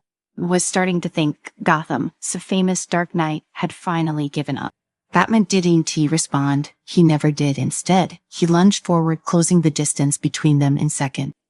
The fight erupted with the speed and brutality Gotham had come to expect from its protector. Batman's full fists connected with Oxander, men, one after the other, each strike landing with bone-crushing precision. But Sander was no fool. He watched, waiting for his moment. Suddenly, a crackling sound filled the air, and Batman felt the shock before he saw it, a high-voltage electric trap hidden in the floor beneath him. Pain shot through his body, his muscles seizing up for a brief moment. That was all the opening Xander needed. The crime lord tackled Batman to the ground, pressing his advantage with a series of savage blows. Batman gritted his teeth, ignoring the pain. He had to end this. He couldn't fail again. Then in a blur of red and lightning, Barry appeared beside them. The Flash moved faster than anyone could react, disarming Xander's lieutenants and sending them crashing into the walls with non-lethal but forceful speed. Barry saw's voice rang out as he sped around the room. Don't worry, Bats. I bet got these guys. Batman used the distraction to his advantage. He twisted under Xander's weight, flipping the crime lord off him and slamming him to the ground with a thud. The tables had turned, and now Batman had Sander pinned. Your empire ends tonight, Batman growled, his voice low and dangerous. Xander laughed through the pain, blood trickling from the corner of his mouth. You think I am the only one, Batman? You think this ends with me? Gotham will always belong to the darkness. You will never change that. Batman's grip tightened on Xander's collar, but his words hung in the air. The darkness. It was always there, waiting. It whispered in every alleyway and every criminal's mind. And yet, standing here with Barry, who had risked everything to help him, Batman realized something he hadn't tested before. It wasn't about erasing the darkness. It was about never giving in to it.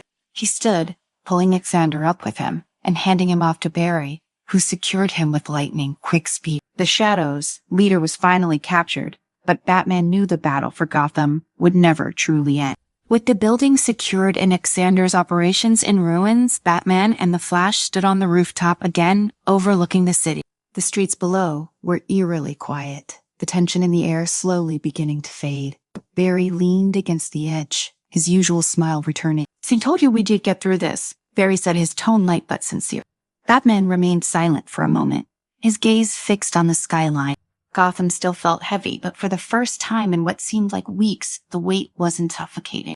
He glanced at Barry, appreciating the lightness his friend brought, even to a city as dark as that. "I couldn't have done this without you," Bruce finally admitted, his voice low. Barry's grin widened. "Of course you could. You were Batman. You just forgot for a minute. Happens to the best of us." Bruce gave a rare, almost imperceptible nod. "Maybe, but sometimes even I need a reminder." Barry clapped him on the back. "Well, anytime you need a reminder again, just let me know.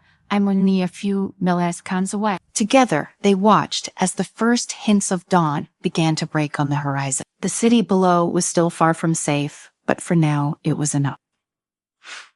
Bruce knew that Gotham would always have its shadows, its threats lurking in the alley. But with allies like Barry, he realized he always have to face it alone. The light wasn't just in the city, it was in the people he trusted. As the Flash sped off toward his next mission, Bruce stayed behind, his cape billowing in the wind as the sun began to rise over Gotham. He wasn't too alone in the dark anymore. The light would always be there, even if sometimes it took a friend to help him see it. And tonight, that was enough. Welcome to the story. Don't forget to like, subscribe, and support me. The sky above Gotham City was a murky gray, churning like an angry sea. A storm of unprecedented magnitude was approaching, and even in a city where darkness felt like a permanent resident, there was a heightened sense of dread. From his vantage point in the Batcave, Bruce Wayne stood, rigid, eyes fixed on the multiple screens displaying weather patterns that defied natural explanation. The storm system had formed too quickly, and its intensity was growing by the hour. Buildings were being reinforced, emergency shelters were filling up, and the city was preparing for the worst, but Bruce knew something more sinister was at play. The Bat computer beeped, pulling him from his thoughts. His suspicions were confirmed as he ran the latest atmospheric data. The storm wasn't just a freak of nature. Someone was controlling it. He turned sharply, his cape wrestling against the cool cavern floor. "Alfred," he said, his voice low and deliberate. "The storm there? Something wrong?" Sounded perfect. Alfred Pennyworth, standing with his usual poised demeanor, raised an eyebrow. "Perfect, sir." Brewster's face darkened. "No storm forms this way. It's not like it's being directed right at Gotham." Alfred's brow furrowed. "Any indication of who might be responsible?" "Not yet," Bruce replied. "But I have a feeling we're dealing with more than just bad weather." Just as Bruce was about to suit up, an alert flashed across the back computer screen. Central City had issued a similar warning: severe weather anomalies spreading across the eastern seaboard. It was too much of a coincidence, and one name immediately came to Bruce's mind: the Weather Wizard. He had faced the Rogue once before, but the villain had primarily targeted the Flash. Bruce opened a secure communication line, knowing that he needed help from someone faster than him, literally. As he typed in the encrypted codes, the screen blinked and revealed the familiar face of Barry Allen, aka the Flash. The hero's unusually cheerful expression was notably absent, replaced with a look of concern. "Batman, I've been monitoring the storm from here," Barry said without preamble. "This is bad. Real bad." "I've just seen the reports," Bruce replied, his tone clipped. "This storm, there's more to it, right?" Barry nodded, his features tight with focus. "I've been tracking it for a few hours now. The speed, the pattern, it's unnatural. I am betting the Weather Wizard is behind it. It's been quiet lately, but should be the first time she's tried something like this." "Gotham says in the direct path," Bruce said. "I could use your help." Barry didn't hesitate. "I'll be there in a flash." A crackle of static followed, and the screen went dark. Bruce allowed himself a brief moment of relief. If anyone could help turn the tide of this disaster, it was the Flash. By the time the Flash arrived, Gotham was already feeling the brunt of the storm. Streets that had been eerily quiet a few hours earlier were now engulfed in chaos. The wind howled like a living creature, tearing through buildings and uprooting trees. Sheets of rain pounded the pavement with a force that felt like bullets. Most of the city was hunkered down, but the storm was so fierce that shelters were quickly being overwhelmed. Barry, in his iconic red suit, appeared in a blur of motion beside Batman, who had just stepped out of the Batmobile. Despite the downpour, Barry barely seemed wet, his speed generating a slight blur that kept the worst of the storm at bay. "It's worse than I thought," Barry said, his voice raised over the wind. "This isn't just random weather manipulation. It's coordinated." Batman's gaze scanned the skies, lightning flashing in rapid succession. "The Weather Wizard has upgraded his tech. This storm is set to overwhelm Gotham, and he's doing a damn good job of it." Barry muttered. "Any idea where he's holed up?" Batman pulled a device from his belt, tapping into the city's surveillance and atmospheric data feed. A 3D map of Gotham flickered to life, showing the city's power grid and weather pattern. "There," Batman said, pointing to the map, "the storm's intensity is strongest around the financial district. That's south, where we'll find him." Barry nodded. Then Lenon's. As they made their way through the storm-ravaged streets, Barry couldn't help but glance over at the dark night. Batman was, as always, an enigma, a brooding figure of focus and determination. Barry had worked with him before, but their styles couldn't truly be more different. Where Barry relied on speed and quick thinking, Batman was methodical, precise, always 2 steps ahead. They were both heroes, but the way they carried that mantle was worlds apart. Despite their differences, there was one thing Barry knew for sure. If anyone could figure out how to stop the Weather Wizard, it was Batman. The financial district of Gotham had been reduced to a war zone. Skyscrapers trembled under the force of the wind and debris littered the street. The storm had knocked out the power grid, leaving the city cloaked in a near-apocalyptic darkness, punctuated only by the flashes of lightning. Batman and the Flash moved quickly, evading falling signs and collapsing awnings as they approached the epicenter of the storm. Barry's speed allowed him to zip through the chaos, rescuing civilians trapped under debris or in danger of being swept away by floodwater. Meanwhile, Batman took the lead in analyzing the situation, his mind racing through possible strategy. They found the Weather Wizard sitting out inside one of Gotham's tallest buildings, perched at the top where the storm raged most intensely. It was no coincidence he had set up his equipment to amplify the storm, send power, using the high altitude to his advantage. As they approached the entrance, Barry skidded to a halt. "Okay, so how do we do this? We go in fast, take him down, and shut off whatever he sight using to control the storm. Batman's jaw clenched. It wouldn't be that simple. We can't risk causing more damage to the equipment. We need to disarm it without triggering any fail-safes. Otherwise, the storm could intensify. Barry looked up at the sky, the clouds swirling like a malevolent vortex. No pressure. Without another word, they entered the building. The interior was a wrecked, shattered glass, overturned desks, and walls that looked like they had been blasted by gale force wind. They climbed the stairs, their every step accompanied by the rumble of thunder. As they reached the top floor, the storm's intensity became almost unbearable. The roof had been partially torn away, leaving the control room exposed to the elements. There, at the center of it all, stood the weather wizard. He was dressed in his usual green and yellow garb, but his equipment had undergone a serious upgrade. Massive generators hummed with energy, their cables snaking across the floor like the roots of some malevolent tree. Lightning crackled in the air around him, feeding directly into the machines that powered the storm. Batman Flash, the weather wizard, sneered, his voice barely audible over the wind. I knew you'd come, but you too late. Gotham will drown. Barry was about to charge forward when Batman held up a hand, stopping him. Not yet, Batman murmured. We need to disable the generators first. The weather wizard's grin widened. Go ahead and try. I've built this system to withstand anything, even your precious gadgets, Batman. Barry shifted on his feet, his impatience visible. We don't have time for this. Every second we wait, more people are at risk. Batman didn't respond. His mind was already working through the variables, the layout of the room, the structure of the generators, and the timing of the lightning strikes. There had to be a weakness, something they could exploit. Then he saw it. Batman's sharp eyes darted around the room, scanning every inch of the exposed rooftop where the weather wizard stood, surrounded by his chaotic machinery. The cables connecting the generators were thick and heavily insulated, but there near the base of the largest machine was a cluster of power conduits that were unprotected. If they could disable that, it might bring the whole system down. Barry, Batman said quietly, stepping forward, I need you to draw his attention. The Flash glanced at him, then back at the weather wizard, who was now pacing confidently in front of the storm generators. You've got a plan. I always do.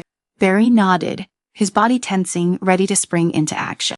In the blink of an eye, the Flash launched forward, a streak of red cutting through the rain, and debris racing straight toward the weather wizard.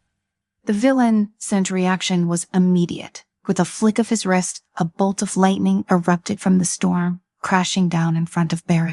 The Flash dodged it with ease, zigzagging toward his target.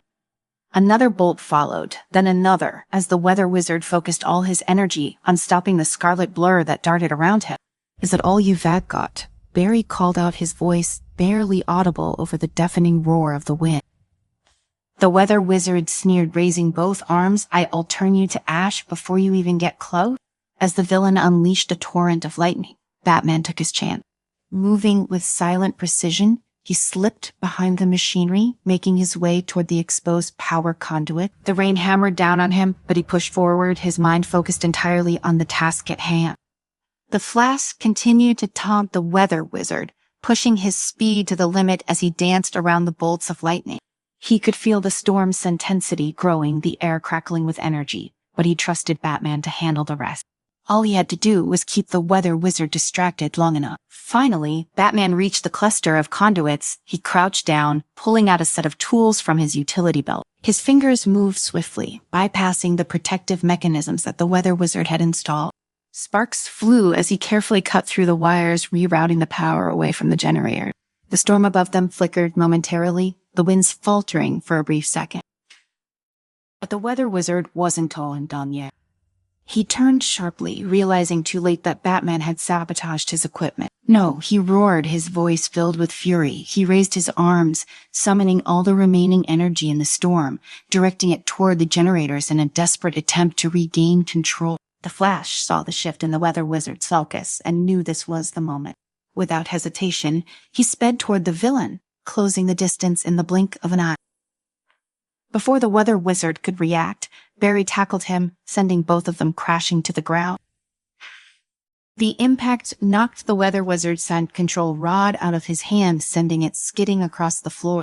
The moment the rod was out of his grasp, The storm above them began to weaken. The lightning slowed, the winds died down, and the rain became a steady drizzle instead of the torrential downpour it had been moments before. Panting, the Flash stood over the weather wizard, who groaned in defeat.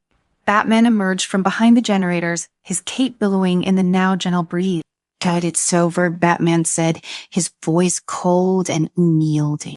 The weather wizard struggled to sit up, his face twisted in rage. "You think this is over, Batman? You can stop the storm. Gotham will drown." Batman stepped forward, looming over the fallen villain. "You've lost control of the storm. It's dissipating." The weather wizard's eyes flickered with panic as he looked toward the sky. The storm that had once threatened to destroy Gotham was finally subsiding. The Flash reached down and pulled the weather wizard to his feet, securing him with a pair of high-tech restraints from Batman's utility belt. "You're going to have a nice long stay in Arkham," Barry said, his tone laced with satisfaction. The weather wizard glared at him, but his defiance had crumbled. The storm was over, and so was his plan. Together, Batman and the Flash escorted the weather wizard back down to the streets of Gotham, where emergency crews were already beginning the process of cleaning up the wreckage. The damage to the city was extensive: flooded streets, collapsed buildings, and thousands of displaced citizens. But thanks to their efforts, the worst had been avoided. As they approached the Batmobile, Barry glanced at Bruce. "Not bad for a team-up, huh?" Batman didn't respond immediately, his eyes scanning the city as the first rays of sunlight began to break through the cloud. He had always worked alone, carrying the weight of Gotham on his shoulders without relying on others. But today had been different. He had needed help, and the Flash had been there to provide it. "You did good," Batman finally said, his voice low, but sincere. Barry grinned. "I'll take that as a compliment." They stood in silence for a moment, watching as the city began to recover. The people of Gotham were resilient, and despite the damage, they would rebuild. They always did. Barry was the first to break the silence. "I always figured you'd be the last person to call for backup. But I guess even Batman can't handle everything on his own." Batman turned to him, his expression unreadable. "There are some battles you can fight alone." Barry nodded, his grin softening into a smile. "Well, if you ever need a hand again, you know where to find me." With a quick salute, the Flash sped off, a blur of red disappearing into the distance. Batman watched him go, the faintest hint of a smile tugging at the corner of his mouth. The storm had passed, but the challenges ahead would be many. Gotham would always need its protector, and Bruce Wayne was ready to answer the call alone or with help when necessary. He climbed into the Batmobile, the engine roaring to life as he prepared to head back to the Batcave. There would be no rest for him tonight. There rarely was, but for now, the city was safe, and that was enough. As he drove through the rain-soaked streets, his thoughts drifted to the conversation he'd had with Barry. Vulnerability was something he rarely allowed himself to feel, let alone admit. But today had been a reminder that even the strongest among them had their limit. And while he would never fully abandon his solitary approach, perhaps there was value in having someone else by his side. The Batmobile's headlights cut through the fading mist, illuminating the road ahead. Gotham's skyline loomed in the distance, dark and imposing, but no longer under the shadow of the storm. The city would recover as it always did, and Batman would be there watching over it, as he always had. The clouds continued to part, revealing a sliver of stars above. For the first time in hours, the air felt calm, peaceful, even. And somewhere in the back of his mind, Bruce Wayne allowed himself a single thought. Maybe there were some storms he didn't have to face alone. Welcome to the story. Don't forget to like, subscribe, and support me. The city streets of Gotham hummed with an unnatural stillness. Lights flickered across the skyline, reflecting off the towering buildings that seemed to scrape the underbelly of the sky. It was a night like any other, yet the silence was heavier, more oppressive. Batman, perched atop the tallest building in the heart of Gotham, felt it before he saw it: a shift in the air, a disturbance like the city itself was holding its breath. A sharp beep echoed in his cowl, pulling his attention to the Batcomputer. "Bruce, you're going to want to see this." Marcel Asford's voice came through with its usual calm, but there was an edge to it tonight. "Patch it through," Batman commanded. The screen in front of him lit up with a global broadcast. A figure dressed in a pristine white suit appeared, his face obscured by a sleek metallic mask that only left his eyes exposed, cold, calculating eye. Behind him, the symbols of various major cities flickered: New York, Paris, London, Central City. The voice that followed was smooth, articulate, and laced with a sinister calm. "Good evening, world. My name is Dr. Lucius Crane. By now you've no doubt noticed the power surges, the disruption. Consider this your warning. I have planted nuclear devices in 7 of your most beloved cities. These devices are set to detonate in 24 hours unless the world's soar greatest minds and bodies step forward to face my ultimate test. You know who you are." The broadcast cut out, leaving a chilling silence in its wake. Bruce clenched his jaw, already anticipating the challenges ahead. "Alfred," he growled, "you get the Flash on the line. We're gonna need him." Barry Allen, the Flash, had been racing through Central City, responding to reports of electrical disturbances when the call came in. He stopped mid-run, standing still long enough for the winds to settle around him. Batman-style voice was all business, as usual. "Flash, we've got a problem," Barry quipped. Though his humor was short-lived, he'd seen the same broadcast. He knew what was at stake. "Crane says challenges 1T just be physical. He said Genius D," Batman continued. "You were gonna need to be at your sharpest. Meet me at the Mechs cave. We don't have much time." In less than a minute, Barry was there, the blur of red and gold coming to a stop just as Bruce descended from the upper level. The two heroes exchanged a nod. There was no need for formalities between them. Crane, the megalomaniac, Bruce began pulling up a digital display of the globe on the back computer. "He's rigged nuclear devices in 7 cities, but I've been tracking power surges and anomalies over the past few weeks. His base of operations is likely in one of these locations." "Great," Barry muttered, scanning the map, and here I was, hoping for a relaxing night. "We're dealing with more than just bombs. Crane will have traps, puzzles. He wants to test us, push us to our limits physically and mentally." "Crike," Bruce said, eyes narrowing. "But there's a psychological angle, too. He's shown obsessed with seeing us fail." "So we don't," Barry replied, his tone shifting to something more serious. The first clue came from Gotham itself. A series of coded messages hidden within the city's electrical grid led them to an old, abandoned tech lab on the outskirts of the city. When Batman and Flash arrived, the lab seemed to pulse with a strange energy. The air was thick, charged with electricity and anticipation. As they entered, the door sealed shut behind them, and a voice crackled through the speaker. "Welcome, Batman, Flash. You've passed the first test by finding me now. The real challenge begins." Without warning, the floor beneath them shifted, transforming into a labyrinth of metal walls and moving platform. The walls pulsated with light, shifting in patterns too fast for the naked eye to track. It was a maze of shifting gears and mechanical traps. "Great, a maze," Flash muttered, his voice dripping with sarcasm.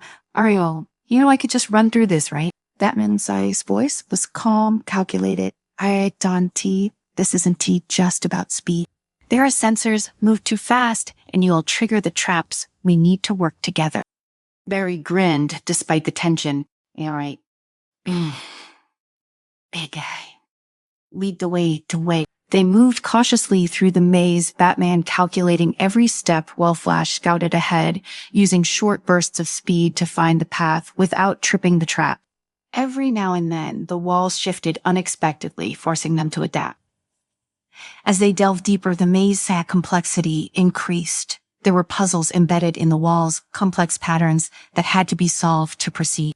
Batman worked quickly, his mind racing to decipher the codes while Flash used his speed to manipulate the machinery faster than the eye could see. "Crane has trying to wear us down," Batman muttered as they bypassed another trap. "Well, he's testing our endurance. This isn't just a whole maze. It's a psychological attack. He's trying to make us doubt ourselves." Flash's response was quick, lighthearted. "Well, he's picked the wrong guys for that." Just as they reached what seemed to be the final chamber, the floor fell away, plunging them into darkness. When the lights flickered back on, they found themselves in 2 separate rooms. A massive screen in front of them displayed Crane's masked face. Congratulations on making it this far, Haish's voice echoed in both rooms. But now, the real test begins. Each of you must solve your own puzzle. Succeed and you move forward, fail and the consequences will be catastrophic. In Batman's room, a series of wires, nodes, and glowing screens lit up the wall. It was a puzzle of logic and deduction, a mind game meant to test his intellect. Every wrong move would send a surge of electricity through the room, slowly lowering the ceiling toward him. In Flash's room, the challenge was physical. Multiple laser grids and moving walls closed in around him, each one speeding up with every passing second. His speed was both his advantage and his curse. Here moved too fast, and he risked setting off deadly traps. But if he hesitated for too long, the walls would crush him. For Batman, time was ticking down as he analyzed the wiring. His fingers moved deftly across the controls, rerouting power, solving complex equations in his head. Each correct move bought him a few more seconds, but every mistake closed the gap between the ceiling and the floor. Flash, on the other hand, was a blur of motion. He darted between laser grids, calculating the angles in real time. But Crane's traps were designed to mess with his instincts, creating false paths that led to dead ends. He had to fight the urge to simply speed through, focusing instead on precision and control. Both heroes were pushed to their limits, but finally Batman cracked the code. The ceiling stopped its descent just inches from his head, and the door to his room slid open. At the same time, Flash executed a perfectly timed series of maneuvers, dodging the last set of lasers and reaching the end of his corridor. They emerged into a massive underground chamber, standing side by side once more. "Well done," Crane's voice echoed through the cavernous space. But this is far from over. Your next trial awaits." The tension between Batman and Flash was palpable as they stood in the cavern, each of them catching their breath. Crane's taunts hung in the air, but there was no time to dwell on the psychological games. The stakes were too high. Suddenly, the chamber's walls began to shift again, revealing a series of doors, each leading to a different part of the facility. Crane's voice echoed once more. "One of you must go left, and the other must go right. You want to be able to communicate. Your success depends on your ability to work alone and trust that the other is doing the same." Batman glanced at Flash. Their silent communication clear trust. It was something they had built over years of working together. But Crane's tests were designed to push that trust to its breaking point. "Let's do this," Flash said, his voice steady. Without another word, they parted ways, each stepping through their respective doors. Batman stepped through the door and was immediately plunged into darkness. His instincts took over, and he remained perfectly still, allowing his eyes to adjust as he listened to the sounds around him. The faint hum of machinery, the drip of water from somewhere unseen, subtle, but telling. He wasn't truly alone in this room. He could feel eyes on him, though he couldn't pinpoint from where. A spotlight snapped on, illuminating the floor beneath him. Batman narrowed his eyes as he stepped into the circle of light. Surrounding him were cylindrical chambers, each holding an individual suspended in a strange liquid, their faces frozen in terror. Crane's work, no doubt. He was making his ultimate test personal. "Batman, deep brain," the voice dripped with satisfaction already. "These are people you've ever failed. People who depended on you to save them, and you let them down. In this room, you will face your greatest fear, your own limitation. Every time you take a wrong step, another one of these will die." Batman remained silent, his mind working through the trap. He knew this was a ploy to break his focus. Crane was betting on him, hesitating, second-guessing every decision. But Bruce Wayne didn't operate that way. The floor beneath him began to shift. A grid of lights appeared, pulsing with a pattern he had only moments to decipher. If he stepped on the wrong tile, it would trigger a deadly outcome. Each wrong choice would set off a fatal chain reaction. He scanned the room, taking in every detail, calculating the probability of survival. The faces in the chambers remained frozen, in terror, reminding him of the stakes. There was no margin for error. But Bruce had long ago accepted the weight of his choices. Failure had always been part of his life, but so had adaptation. He stepped forward, confident and sure. The tile beneath his boot lit up green, and the room shifted again. He didn't hesitate as he continued across the grid, his mind already several steps ahead, solving the puzzle. Crane might have planned this to undermine his confidence, but he underestimated Batman's ability to thrive under pressure. When the final tile lit up green, the chamber doors hissed open. Crane's voice was back, impressive, but the physical test is yet to come. Before Batman could react, the ceiling above him began to drop, the walls moving inward, narrowing the space. It was a trap straight out of an Indiana Jones film, but Batman didn't panic. He grabbed his grappling hook, firing it at a metal beam just as the walls were within inches of him. He yanked himself upward, narrowly escaping the crushing force of the closing chamber. As he landed outside the room, he could hear Crane's mocking laughter. Go ahead, Batman, run, but you can too skate the truth. Your limitations will always catch up to you. Batman said nothing, focusing on finding Flash. He knew Barry would be going through his own version of this twisted challenge. Meanwhile, Flash was facing a different but equally harrowing test. He had entered a chamber that seemed innocuous, at first an empty space with a long, narrow bridge spanning across a deep chasm. At the far end, a glowing control panel pulsed, signaling the end of the trial. It seemed simple enough. Except for one small detail, the bridge was deteriorating rapidly, crumbling into the abyss as he stood there. If he didn't reach the other side in time, it would collapse completely, plunging him into darkness. Flash smirked. This was the kind of challenge he could handle. Speed was his game. He took a breath, ready to run when Crane's sighing voice echoed through the chamber. Not so fast. Flash, this isn't about speed. Remember, if you rush, the entire bridge will collapse instantly. This is about control. Move too fast, and you'll lose everything. Move too slow, and it's over. The tension in Barry's sad body grew as he adjusted his stance. Crane's game was psychological, testing the very core of his identity. For someone like the Flash, whose instinct was always to run fast and save the day, controlling his speed felt unnatural.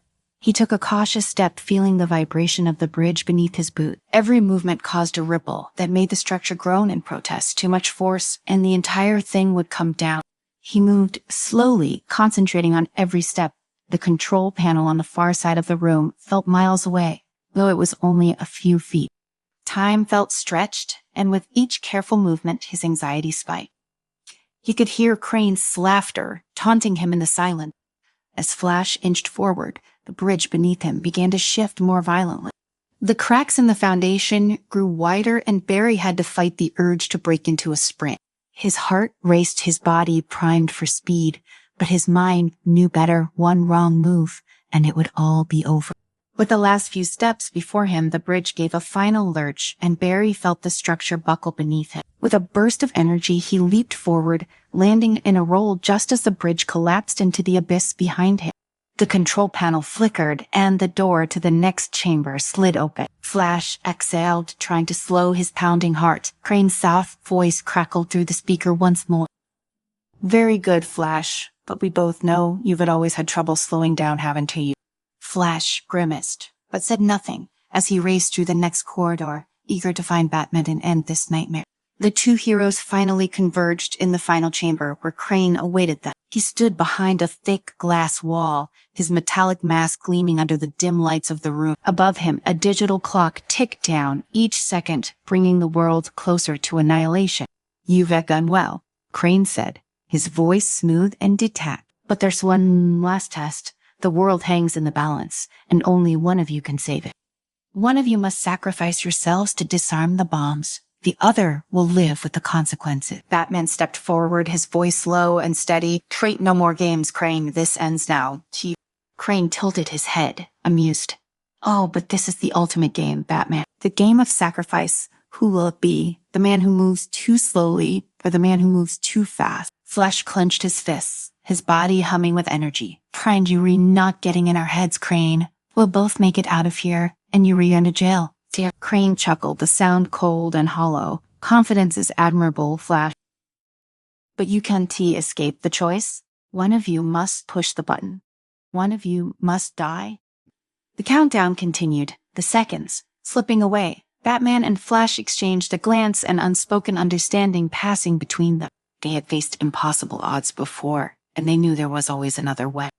Batman moved to the console, his fingers flying over the controls as he hacked into Crane's system. Flash stood by, ready to act in a heartbeat, trusting Batman's plan. The clock ticked closer to 0, and for a moment it seemed like there might not be enough time. Then, with a final keystroke, Batman overrode the system, freezing the countdown just as it reached 1. The room fell silent, the threat of annihilation vanishing in an instant. Crane's mask twitched, his calm demeanor faltering for the first time. "Trey, impossible. Trey," he whispered. "Trey, you can Trey have to." Batman turned to face him, his expression hard. "You underestimated us, Crane. This was never about sacrifice. It was about control, and you lost."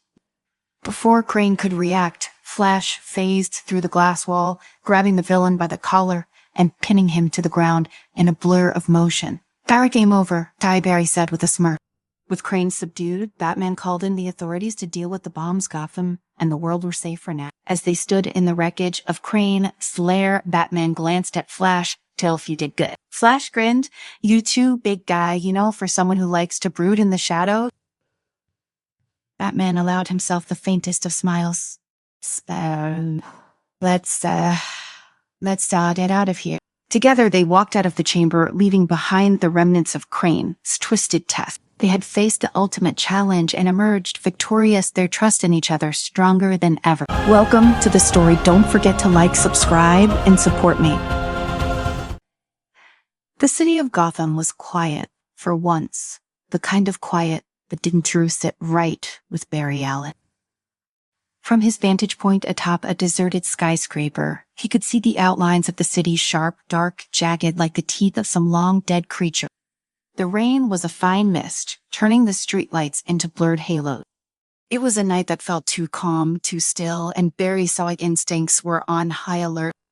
Below him, Batman crouched in the shadows, every bit the Predator Barry had come to rely on over the years. Barry knew that if something was amiss, Bruce Wayne would sense it before anyone. But tonight, even the dark night seemed subdued, waiting for the signal that would set everything in motion. "Ready for this?" Barry asked through his communicator, his voice cracking the heavy silence. Batman's voice came back, low and controlled. "Stay sharp. Flash, this new player isn't T1 to underestimate." Barry let out a breath, his heart already racing. The new villain, one whose name had spread through the underground like wildfire, had developed a device capable of disrupting the space-time continuum. And that's why Barry was here. His connection to the Speed Force made him the best option to handle any temporal distortion. But Batman Sal's presence was more than just backup. The world's greatest detective had uncovered something deeper, something that made Barry Mia's skin crawl. They had set a trap tonight. They would confront the villain and stop whatever plan was set in motion before it spiraled out of control. Barry had dealt with time-based threats before, but this one had a weight to it that felt different, dangerous. Bruce Bird, letting the rain fall against his face. "Spare, are we doing the right thing? What if we miscalculated?" The pause that followed was too long for Barry's comfort. "We were prepared. Stick to the plan." That was all Barry needed to hear. He trusted Bruce Wayne with his life. Even if the man wasn't one to share more than a few cryptic words at a time, tonight was no different. They moved quickly after that. Batman slipped into the depths of the city, his cape billowing behind him like a shadow come to light. Barry followed at a slower pace, his eyes scanning for any sign of temporal anomaly. His speed made him feel invincible sometimes, but tonight something gnawed at him, gripping doubt that made his every step feel heavier than usual. Suddenly, a sharp, shrill sound filled the air like glass shattering in Barry's ears. He winced, looking down to see the streets begin to ripple like a mirage. "Flash now," Batman's voice was urgent. Without hesitation, Barry launched himself forward, feeling the familiar rush of wind against his face as the world blurred around him. His mind sharpened, focused only on reaching the source of the disturbance. His legs moved faster than human eyes could track the world, a swirl of colors as he tore through space. Then he saw it, a device, a small, unassuming black box hovering in the air, pulsating with a strange energy. Time itself seemed to bend and warp around it, creating waves that distorted the very fabric of reality. "I've got it," Barry yelled, reaching out with his hand, just as Batman saw a form materialize out of the darkness behind him. But Barry was too confident, too fast. In his rush to neutralize the device, he miscalculated his speed too much for the delicate temporal field surrounding the box. The moment his fingers made contact, a violent pulse of energy erupted from the device, sending him spiraling backward. And then he heard it, Batman, voice, not over the communicator, but from behind him. A sharp grunt of pain, followed by a gut-wrenching scream that sent a chill down Barry's spine. "Bruce," Barry yelled, turning to see the unthinkable. Time was tearing itself apart. A rip in the air had opened a swirling vortex of light and darkness, and Bruce, his friend, his partner, was caught at the edge, his body beginning to disintegrate as if being pulled into the very heart of the rift. Barry ran faster than he'd ever run before, but it was too late. In one horrific second, Bruce was gone, sucked into the vortex as if he had never been there at all. Hours passed, or maybe it was minutes. Barry couldn't tell. He sat alone in the Batcave, staring at the empty chair where Bruce usually sat. The cave was eerily silent. The only sound, the faint hum of the computer still running diagnostics on the temporal anomaly. The space around him felt emptier than it ever had before. Barry's mind was racing, replaying the moment again and again in his head. How had he failed? How could he have been so careless? He could have saved Bruce. He should have saved him. He pressed his hands to his face, the weight of what he'd done settling heavily on his shoulder. Bruce was more than just a partner. He was family, and now because of Barry's mistake, Bruce was lost, maybe forever. The rest of the Justice League had tried to help. They had searched, sending out scans and probes across the multiverse, but nothing. It was as if Bruce had simply vanished, but Barry knew better. Bruce was out there somewhere, trapped in a dimension he couldn't reach, not yet, anyway. Barry stood up, his resolve hardening. He wasn't willing to give up.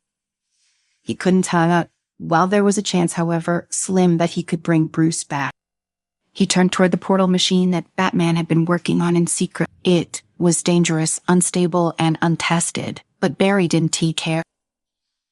He was the fastest man alive. If anyone could outrun time and space to find Bruce, it was him. The first jump was disorienting. The speed force enveloped him, pulling him through a tunnel of light and sound as he hurtled into the unknown. When he landed, it was like slamming into a brick wall. His body shook with the impact, and he stumbled forward, barely catching his balance.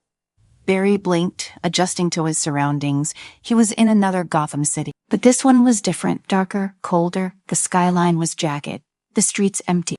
The bat signal was still there, but it flickered, weak and distorted like a dying ember. Barry's heart raced. This wasn't his world. This wasn't his Bruce South world. He started running, scanning the area for signs of life, for any trace of Batman. He called out, hoping that Bruce would somehow hear him, but there was nothing. Then out of the shadows, a figure emerged. It was Bruce, or at least a version of him. This Bruce was older, battle-worn, his face hardened by years of fighting. His eyes, once sharp and calculating, were dulled by the weight of too many losses. "Who are you?" cried Bruce. "Bruce, Fuslow, where?" Barry's heart ached at the sight of him. This wasn't his Bruce, but it was close enough. "Bruce, it's me, it's Barry," he said, stepping forward, his voice trembling with emotion. "I made a mistake. I lost you, and I am trying to bring you back, but this isn't your world." The older Bruce studied him for a long moment, his expression unreadable. "You're not from here," he said finally, "but you came to fix something. I can see it in your eye." Barry nodded, swallowing the lump in his throat. "I need to find my Bruce, the real Bruce. I need to fix what I did." Bruce stared at him for a long moment, then nodded slowly. "I've made my share of mistakes too, Barry. You're not the first one to mess up, but the question is, how far are you willing to go to make it right?" Barry didn't hesitate, whatever it takes. Barry stood in front of the older Bruce, the weight of his promise hanging between them. He didn't know what it would take to make things right, but he was willing to do anything to bring Bruce back. The older Bruce motioned for Barry to follow, his movements slow and deliberate, the burden of years spent fighting wars that never ended evident in every step. They walked through the streets of this alternate Gotham. The city seemed lifelessness, unnerving. Shadows clung to every corner as if the very essence of the place had been sapped away long ago. "You're chasing ghosts, Barry?" the older Bruce said quietly as they approached what remained of Wayne Manor. The structure was dilapidated, its grandeur long eroded by time and neglect. "Sometimes the past doesn't want to be rewritten. Sometimes it sounds better to let it be." Barry clenched his fists, his jaw tightening. "I can't let him go. I won still time to fix this."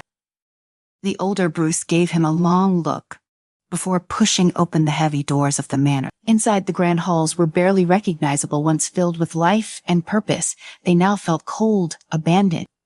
But there was something more, something intangible lingering in the air, as if the weight of the past still haunted the place. "I've tried to change things before," Bruce said, his voice hollow. Try to save people I couldn't two time has a way of fighting back. Barry looked around, his heart aching at the sight of this world and Bruce so different yet so familiar. He knew this wasn't try his Bruce, but in some ways, they were all the same. Warriors who carried the weight of the world on their shoulder. Barry couldn't let this Bruce Cell fate be a glimpse into his own friend Cell's future. I've already come this far, Barry said, his voice barely above a whisper. Dear, I can't. Bruce's eyes flickered with something recognition, maybe, or a glimmer of understanding. There's an away, he said, finally turning away from Barry and heading deeper into the manor. But it's not without risk. You could lose yourself, you could lose everything. Barry followed without hesitation. He had already lost Bruce once. He couldn't lose him again. They entered what was once the Batcave, though here it was more of a graveyard for technology. The remains of the Batmobile rusting in one corner, monitors flickering with static old bat suits hanging like forgotten relics. In the center of it all stood an ancient-looking machine, one that hummed with a low, menacing energy. This is it. The older Bruce nodded. It's an isotemporal displacer. It can send you to the exact moment in time you were looking for. You have to be careful. If you don't anchor yourself properly, you will be lost in the time stream forever. Barry stepped forward, his pulse quickening. Same type of choice. Bruce's hand gripped Barry's shoulder, forcing him to pause. Listen to me, Barry. The Bruce you were looking for, he might not be the same when you find him. Time changes people. You have to be ready for that. Barry swallowed hard, meeting Bruce's gaze. I know, but I have to try, Dad. Without another word, Barry activated the machine. It roared to life, the air around them crackling with electricity.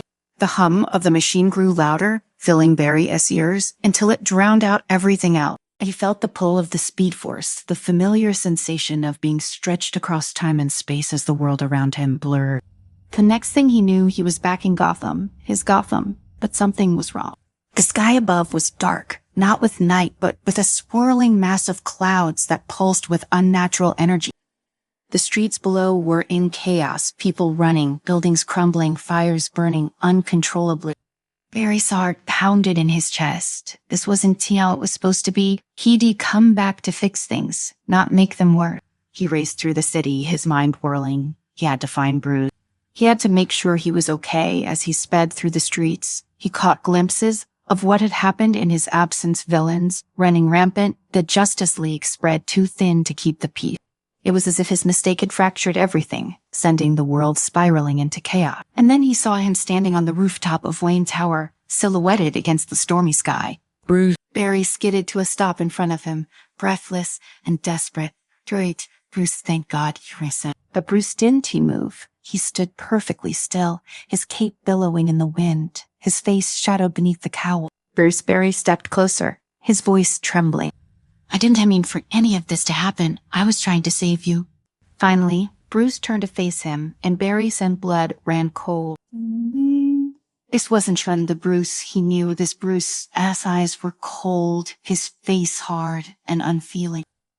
There was no recognition, no warmth, only a man who had been broken beyond repair. You can fix this, Barry, Bruce said, his voice low and dangerous. Or you never could. Barry stumbled back, his heart sinking.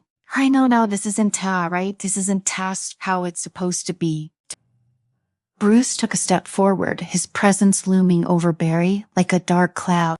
You meddled with time, and now you have to live with the consequences. Barry shook his head, refusing to believe it. There's still a way to fix this. I can still make things right. But Bruce's eyes didn't waver. You were too late. In that moment, Barry realized the truth. He had been chasing something that couldn't be undone. The Bruce he knew, the Bruce he had fought so hard to save was gone. And in his place was this man, a shell of the hero he once was. Tears stung Barry's eyes as he took a step back. I am sorry, Sarah, he whispered, his voice breaking tears. I am so sorry, Top. Bruce said nothing. He simply turned away, disappearing into the shadows once more. Barry stood alone on the rooftop, the weight of his failure crashing down on him like a tidal wave. He had tried so hard to fix things to bring Bruce back, but in the end, all he had done was make things worse. As the storm raged on around him, Barry knew that there was only one thing left to do. He ran faster than he had ever run before, faster than the speed force itself. He ran until the world around him blurred, until time itself began to unravel. He didn't know where he was going. He didn't know if he would ever find his way back, but he didn't take care. All that mattered was running. And so Barry Allen, the fastest man alive, ran into the void, leaving everything behind. Welcome to the story. Don't forget to like, subscribe, and support me. The city of Central City buzzed with its usual energy as night fell, its skyline gleaming under the dim light of a cloudy sky. Barry Allen, known to the world as the Flash, stood atop a building, his eyes scanning the streets below. It was supposed to be a normal night, a few petty crimes, maybe some minor accidents he could assist with. But something felt different in the air tonight, something unsettling, though he couldn't quite put his finger on it. And then it happened. A gust of wind, unnatural and sharp, swept through the city. Barry's instincts flared, and before he could react, a blur shot past him faster than anything he'd ever encountered. His heart skipped a beat. He leaped into action, chasing the blur down the street, his legs moving at lightning speed. The streets of Central City whizzed by in a kaleidoscope of colors as Barry pushed himself to catch up. But this wasn't like any speedster he'd faced before. The figure ahead of him didn't just run fast. It moved like a shadow, blending into the night, slipping through the corners of Barry's vision as though it was part of the darkness itself. Barry gritted his teeth, pushing harder. His chest burned as he forced himself to keep pace, yet the figure stayed ahead, elusive. No matter how fast Barry went, the gap remained constant. Suddenly, the shadowy figure darted left, vanishing into a narrow alley. Barry followed, barely slowing as he rounded the corner. But when he reached the end, the figure was gone, vanished without a trace. The alley was dark, its walls towering above him, and not even his enhanced senses could pick up where the figure had gone. What the hell was that? Barry whispered to himself, catching his breath. He looked around, scanning the area for any signs, but the figure had melted into the night, like it had never existed. He stood there for a moment, the adrenaline still pumping through his veins. It wasn't just speed. Something about the figure was wrong. The way it moved, the way it blended into the shadows, it was unlike anything he'd seen before. Meanwhile, across the country in Gotham City, Bruce Wayne sat at the Bat computer, his eyes flicking between various reports that had crossed his radar in the last 24 hours. Unusual energy spikes, strange disturbances, and more disturbingly, whispers of a new player in the criminal underground.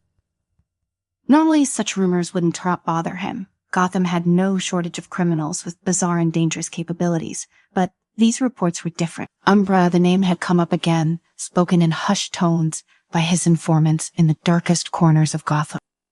It wasn't just a criminal syndicate. Umbra was something else entirely. It was secretive, elusive, and more disturbingly, it seemed to be playing with forces far beyond the normal realm of crime.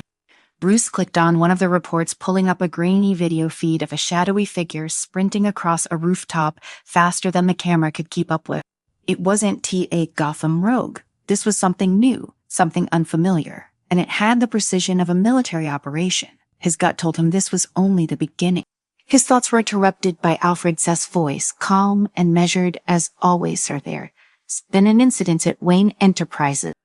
Bruce turned sharply. Kind of incident? One involving a certain enhanced individual. It appears our security system has been breached. You may want to take a look at the footage. Bruce moved quickly to another screen, pulling up the security footage from one of his buildings. His eyes narrowed as the footage showed a dark figure phasing through the walls of the building, its body enveloped in a strange, shadowy aura. It moved with unnatural speed, dodging security measures with ease. And then, as it neared the vault containing a prototype device Bruce had been working on, the figure vanished into a cloud of darkness. Bruce had a jaw clenched. Whoever this was, they had come prepared. But it wasn't just the break, and that worried him. It was the figure's ability. He'd just seen enhanced individuals before, but this one was different. This one didn't just possess speed, it controlled shadows, blending into the darkness itself like it was an extension of the night. Bruce stood from his chair, his mind already formulating a plan. Alfred, prepare the Batmobile. I am going to investigate this personally. Barry hadn't stopped thinking about the mysterious speedster since the encounter. It blotted him, a puzzle that needed solving. He had faced other speedsters before, reverse, flash, zoom, but this was something else, something darker. As he sat in Star Labs, his mind running through possible explanations, his phone buzzed. It was an encrypted message, one only a few people could send. Barry recognized the source immediately. It was from Batman. The message was simple. Need your help in Gotham. Something big. Barry didn't hesitate. If Bruce was asking for help, it meant things were serious. He suited up and in a matter of seconds was on his way to Gotham.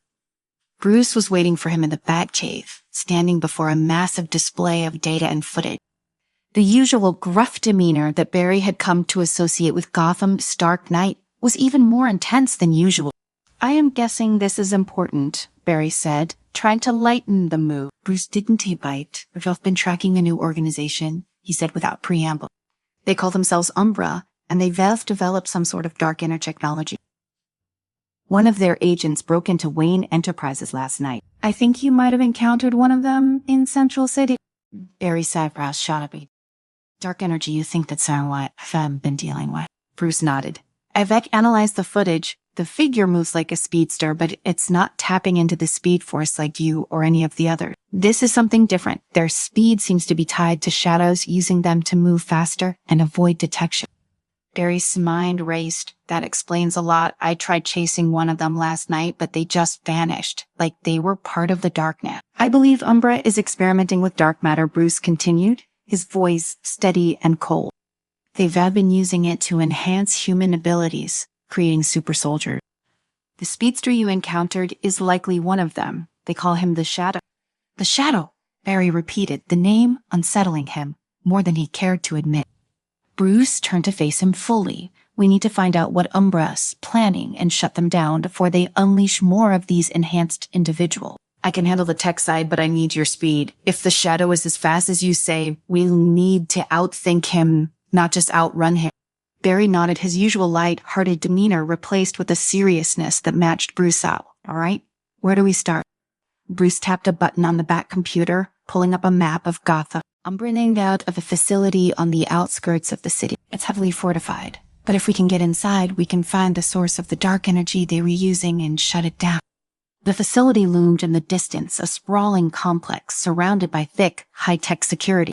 Barry and Bruce crouched in the shadows, surveying the area. Looks quiet, Barry whispered. Bruce gave him a sideways glance. It's never quiet, not when someone is trying to hide something.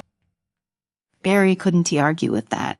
They both knew Umbra was using the facility to house something big, likely the source of the dark energy that had created the Shadow. Barry was anxious to get in there and move at lightning speed, but Bruce held up a hand, signaling caution. Batman's approach was always meticulous, relying on careful planning and precision, whereas Barry's speed often gave him the confidence to dive headfirst into a situation. This time, though, he followed Bruce's lead. Bruce worked his way into the facility's security system, disabling cameras and unlocking doors with a level of expertise that even Barry admired. They slipped inside without a sound, moving through dark corridors that felt unnervingly empty. As they made their way deeper into the facility, the air seemed to grow heavier.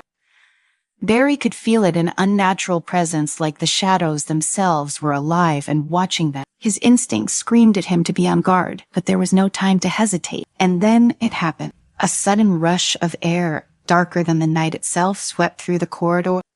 Barry barely had time to react before the Shadow appeared, materializing from the darkness like a phantom. The two speedsters locked eyes for a split second before the Shadow shot forward, faster than Barry could follow. The chase was on. Barry's mind raced as he pushed himself to keep up with the Shadow. The two figures moved at impossible speeds through the dimly lit corridors of the facility, weaving through the shadows like phantoms. The Shadow was faster than Barry had anticipated, but there was something else about his movements, something unnatural. He didn't just move through the space. He seemed to slip in and out of it, vanishing into the darkness, only to reappear in another spot as though the shadows themselves were his ally. Barry grit his teeth, pushing harder. He could feel the strain on his body as he pushed the limits of the speed force, the familiar hum of power coursing through his veins. He had never encountered anything like this before, even with all his experience, all his speed. The Shadow was evading him with an ease that unnerved him. Ahead, the Shadow took a sharp turn, disappearing through a wall of darkness that seemed to swallow him whole. Barry skidded to a stop, staring at the swirling mass of shadows before him. It wasn't a normal barrier. This was something darker. Something Wrong. He reached out cautiously, his fingers brushing against the edge of the shadowy wall. It felt cold, like the absence of light itself. He didn't have time to think. Behind him, a loud explosion echoed through the facility. Batman. Without hesitation, Barry sped back toward where he had left Bruce, his heart pounding in his chest. When he arrived, he found Bruce already engaged in a fierce battle with several heavily armed guards. The explosion had come from one of Batman's devices, a distraction meant to buy him some time. But the guards weren't the real problem. The real problem was the massive energy generator humming in the center of the room, a dark, ominous machine that pulsed with the same unnatural energy Barry had felt earlier. "Barry," Bruce called, his voice strained as he grappled with one of the guards. "We need to shut this thing down before the shadow recharges." Barry nodded, his mind racing. He knew what Bruce was asking. If they didn't cut off the source of the shadow sun's power, there was no way they could stop him. But how were they supposed to disable something this big? Bruce, ever the strategist, had already anticipated the question. "There's a control panel on the far side of the room. I can access it, but I need you to cover me. The shadow will be back any minute." Barry didn't need to be told twice. He moved into position, his eyes scanning the room for any sign of the shadow. He knew it was only a matter of time before the dark speedster returned, and when he did, Barry had to be ready. The seconds ticked by in agonizing silence. Bruce worked quickly at the control panel, his fingers flying over the keys as he attempted to override the security systems protecting the generator. But every moment that passed felt like an eternity. Barry's nerves were on edge, his entire body coiled like a spring ready to burst into action. And then, without warning, the shadow was there. He materialized from the darkness like a living nightmare, his body flickering in and out of existence as he moved toward the generator. Barry didn't hesitate. He launched himself forward, his body blurring with speed as he intercepted the shadow's path. The two speedsters collided in a blur of movement, their bodies twisting and turning as they fought at superhuman speed. The shadow moved with a grace that was both terrifying and mesmerizing, his body slipping through Barry's grasp like smoke. But Barry wasn't just fast. He was smart. He could see the patterns in the shadow's movements, the way he favored the left side, the slight hesitation before each attack. Barry adapted, countering with precision strikes, his fists landing solid blows against his opponent. But the shadow did falter. He absorbed the hits, his body glowing with dark energy, each strike only seeming to fuel his power. Barry realized with a sinking feeling that the shadow was drawing energy from the very shadows around them. The longer the fight went on, the stronger he would become. "Bruce," Barry shouted, his voice strained as he dodged another attack. "How's that coming?" "Almost there," Bruce replied, his tone tight with concentration. "Keep him busy a little longer." Easier said than done, Barry thought grimly as the shadow lunged at him with renewed fury. He barely had time to react, his body twisting out of the way as the shadow's fist grazed his side. The impact sent a shockwave of pain through his ribs, but Barry pushed through it, his mind focused on one thing, buying Bruce enough time to shut down the generator. The fight raged on, each second feeling like an eternity. Barry could feel his energy waning, the strain of the battle taking its toll on his body. But he couldn't give up. Not now, not when they were so close. Finally, after what felt like an eternity, Bruce's voice cut through the chaos. "I've got it." Barry didn't need to be told twice. He ducked under the shadow's next attack, using the last of his energy to propel himself toward Bruce. The control panel was now flashing with a series of red lights, a warning that the generator was about to overload. "Get clear," Bruce shouted, already moving toward the exit. Barry grabbed Bruce's arm, using his speed to propel them both out of the facility just as the generator exploded in a blinding flash of light. The force of the blast sent them tumbling through the air, but Barry managed to catch himself before they hit the ground, landing in a crouch with Bruce beside him. For a moment, everything was silent. The facility behind them was a smoking ruin, the generator completely destroyed. Barry's chest heaved with exhaustion, but he couldn't suppress the surge of relief that flooded through him. "We did it," he said, his voice breathless. But Bruce didn't respond. He was staring at the facility, his expression grim. Barry followed his gaze and felt his heart sink. The shadow was still standing. The dark speedster emerged from the smoke, his body flickering with the remnants of the dark energy that had once fueled him. He was weaker now, his movements sluggish, but he was still standing. Barry clenched his fists, readying himself for another round. But before he could act, the shadow did something unexpected. He smiled. It wasn't TA-friendly smile. It was cold, calculating a smile that sent a chill down Barry's spine. And then before either of them could react, the shadow dissolved into the darkness, his body vanishing into the shadows like he had never been there at all. Barry stood frozen, his mind racing. What just happened? Bruce's voice was low, his eyes narrowed in suspicion. Is he not gone? Is he regrouping? Barry swallowed hard. They had destroyed the generator, but the shadow was still out there somewhere, waiting. And as long as he had access to the shadows, he would always be a threat. We need to find out where he went, Barry said, his voice filled with determination. And we need to stop him for good. Bruce nodded, his mind already working on the next step. Umbra 1T stopped. This was just a test. There's more at play here than we realized. Barry glanced at his friend, sensing the gravity of the situation. The shadow may have escaped, but this wasn't tipped over, not by a long shot. As they stood there in the quiet aftermath of the battle, the two heroes knew that they had only scratched the surface of the conspiracy surrounding Umbra and its dark energy experiments. The real fight was just beginning, and they would face it together. Welcome to the story. Don't forget to like, subscribe, and support me. Gotham City never slept beneath the steel canopy of skyscrapers and the looming shadow of the Wayne Tower. The city's Silverite house was slow but constant. Batman's world was one of dark alleyways and hidden threats, and tonight the darkness seemed thicker than usual. Bruce Wayne, in his cowl, moved silently through an abandoned construction site, his cape swaying in the midnight breeze. Reports had come in about a strange artifact uncovered by workers just days earlier, and as always, curiosity demanded his attention. Standing before the cold metal box, his fingers brushed over its surface. It hummed with an unfamiliar energy, alien perhaps. The Batcave systems had picked up unusual radiation levels near the site, and now here he was, staring into the heart of what could be a new threat. Suddenly, the box shifted. A crack appeared, and a strange substance, black and viscous, seeped through the crevice. Before Bruce could react, the substance lunged at him, wrapping around his arm like a living entity. His instincts kicked in, but before he could pull away, it slithered up his neck and into his mouth, filling his mind with sudden pressure.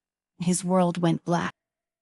3 days later, Barry Allen, the Flash, zipped through the Batcave. Alfred had called him after noticing Bruce N's disturbing behavior. It wasn't like Batman to cut himself off from the world, not this way, not even from his most trusted ally. Barry wasn't sure what to expect, but he knew Bruce, and if something was wrong, they needed to intervene before it was too late.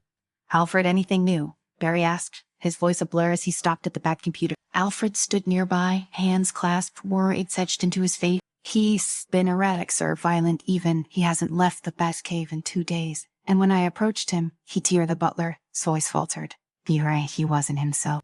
Barry's jaw tightened. Bruce had always been the most controlled, the most methodical of them all. If he was spiraling, something was terribly wrong. We'll talk to him. The speedster dashed up the stairs and into Wayne Manor. The grand halls, usually quiet, were even more so now. It was as if the entire house held its breath. He found Bruce standing by a window, his back to the room, arms crossed.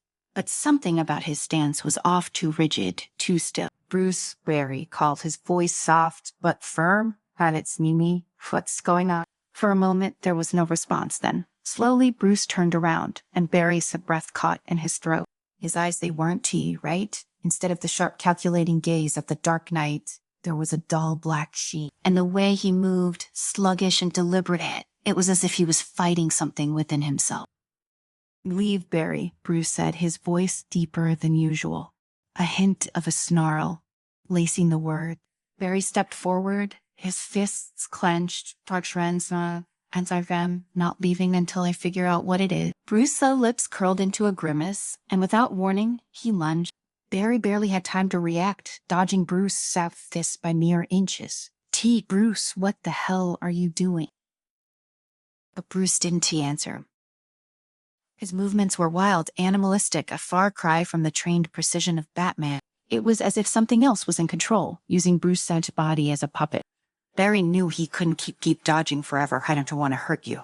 Derry yelled, hoping to reach whatever part of Bruce was still in there. But his words fell on deaf ears. Bruce came at him again, this time faster, more vicious. The Flash moved at super speed, running circles around him, hoping to tire him out, but it didn't work. If anything, it made Bruce angrier. Then, out of nowhere, Barry saw a brief flicker of hesitation in Bruce. In that split second, his old friend was there, fighting against whatever had taken hold of him. But just as quickly it was gone, replaced by the dark sheen once more. Barry took a deep breath. This was worse than he thought. Whatever had control of Bruce wasn't just some random mind control. It was something deeper, something alien, and it wasn't letting go without a fight. Back in the Batcave, Barry, now exhausted, sat by the Bat computer, running every diagnostic and analysis he could. Cyborg had been looped in, his digital form appearing on the screen. "This is some next-level tech," Cyborg said, his voice crackling through the feed. "It's not just mind control. This thing is parasitic." "Parasitic," Barry repeated, his heart sinking. "It's feeding off Bruce's emotions, his darkest ones, guilt, anger, fear. Everything that makes Bruce Batman is fueling this thing, and the more it feeds, the stronger it gets." Barry ran a hand through his hair. "Wait, so how do we stop it?" "I don't know yet," Cyborg admitted. But we have to find a way to weaken its hold." Barry's mind raced. He had faced aliens, speedsters, and godlike beings, but this was different. This wasn't just a battle of fists or speed. This was psychological, emotional, and Bruce was losing. Suddenly, an idea hit him. What if I could reach him, get inside his mind? Cyborg raised an eyebrow. "That's risky. If the parasite senses you, it could latch onto you too." Barry's resolve hardened. "I have to try. I can't let Bruce go through this alone." It wasn't easy. With Cyborg's help, Barry used his speed to vibrate at a frequency that allowed him to enter Bruce's subconscious. The moment he stepped into Bruce's mind, he felt it darkness. It was thick, oppressive, like wading through tar. The landscape around him was a twisted version of Gotham, the streets lined with shadowy figures whispering accusations and fears. "Bruce," Barry called, his voice echoing in the void. From the shadows, Batman emerged, but it wasn't the Bruce he knew. This version was gaunt, his face hollow, his eyes dark and lifeless. The parasite had taken deep root, feeding off his deepest fear. Barry could feel it, years of guilt over his parents' deaths, the weight of Gotham, as safety, the constant battle against crime. It was all too much. "Bruce," Barry said softly, stepping toward him. Batman snapped toward him, his voice low and venomous. "Courage, you don't understand. You never have." Barry winced, but stood his ground. Maybe not, but I know what it's like to feel alone. To think no one can understand what you were going through. But that's not true, Bruce.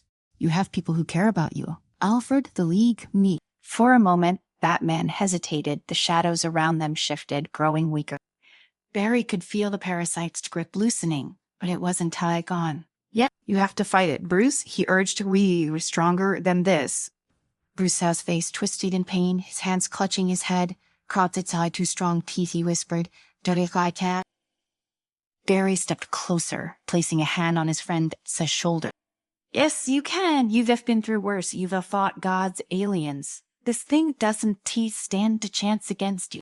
For a long moment, nothing happened. Then, slowly, the darkness began to recede. Bruce's eyes cleared, and the weight lifted from his shoulder.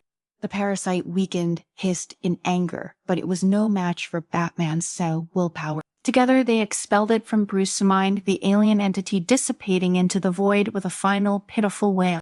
Back in the real world, Bruce gasped as he regained control of his body. The parasite, now nothing more than a faint shadow, slithered out of him only to be destroyed by Cyborg's technology. Barry knelt beside him, exhausted but relieved. "Are you okay?" Bruce nodded, though his face was pale, his body weak. "Thanks, crying," he muttered, his voice hoarse.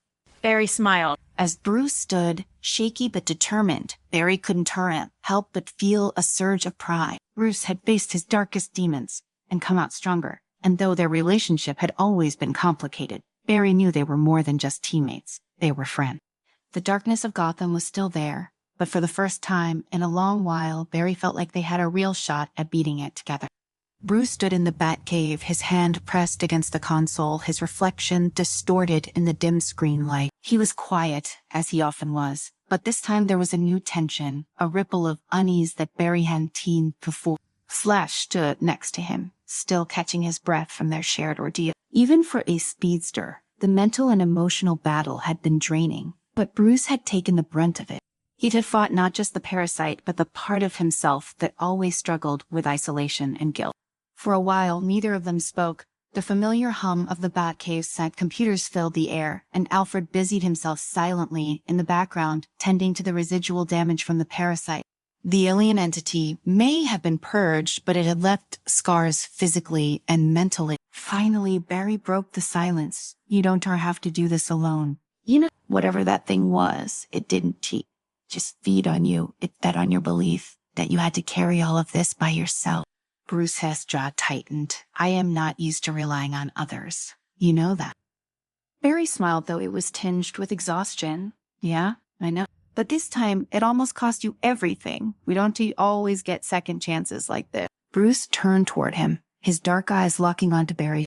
I wasn't free in control, it had me. I didn't see a way out. His voice trailed off. And for the first time, and as long as Barry had known him, Bruce Wayne seemed vulnerable. Not in the way that came with physical weakness, but in the sense that he had been exposed, his tightly guarded emotions pried open by a force that even he couldn't outthink or outfight. Barry nodded, slowly. It's okay, Bruce. We don't always have to be in control. That's why we have each other.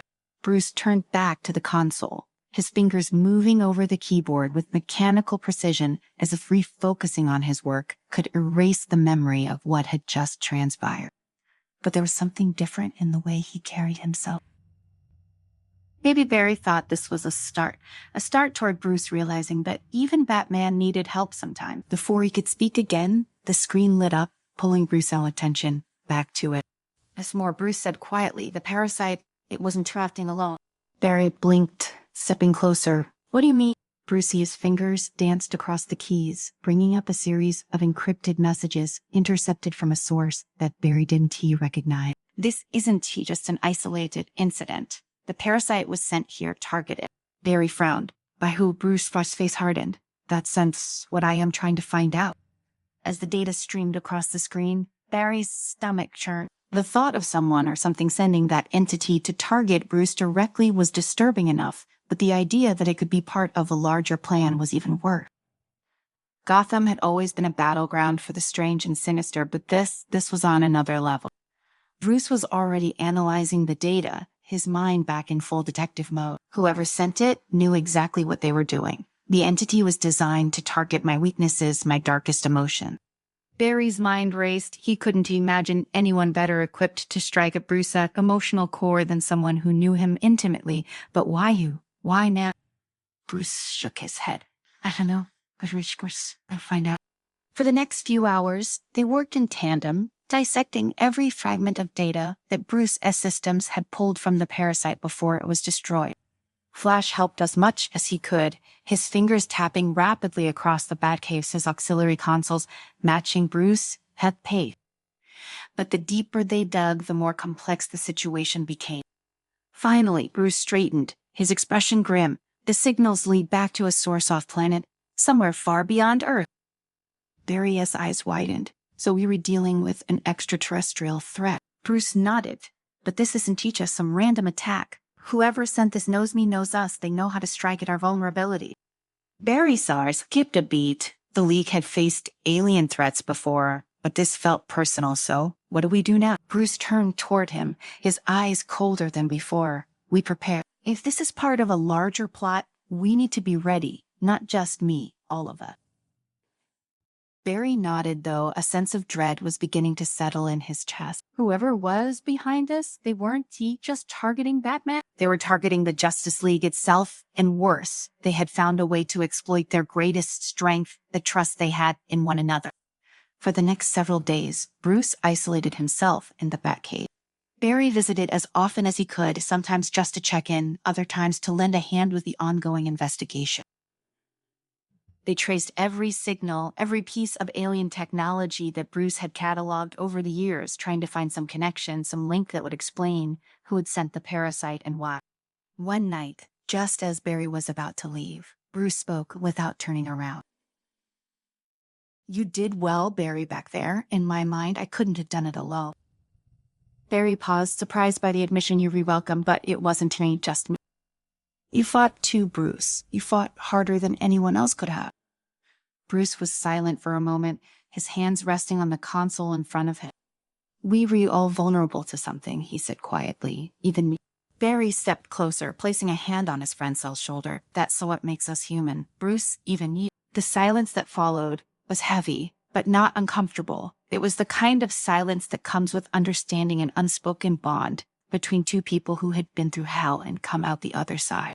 Eventually, Barry left, speeding out of the Batcave and into the night. Gotham's skyline blurred past him as he ran, his mind racing with thoughts of what lay ahead. This wasn't he over. Whoever had targeted Bruce, wasn't he going to stop? And now, more than ever, Barry knew that they would need each other to face whatever was coming. Back in the Batcave, Bruce stared at the data on the screen, his mind already working through the next step. The fight wasn't over, not by a long shot, but for the first time in a long while, he wasn't facing it alone.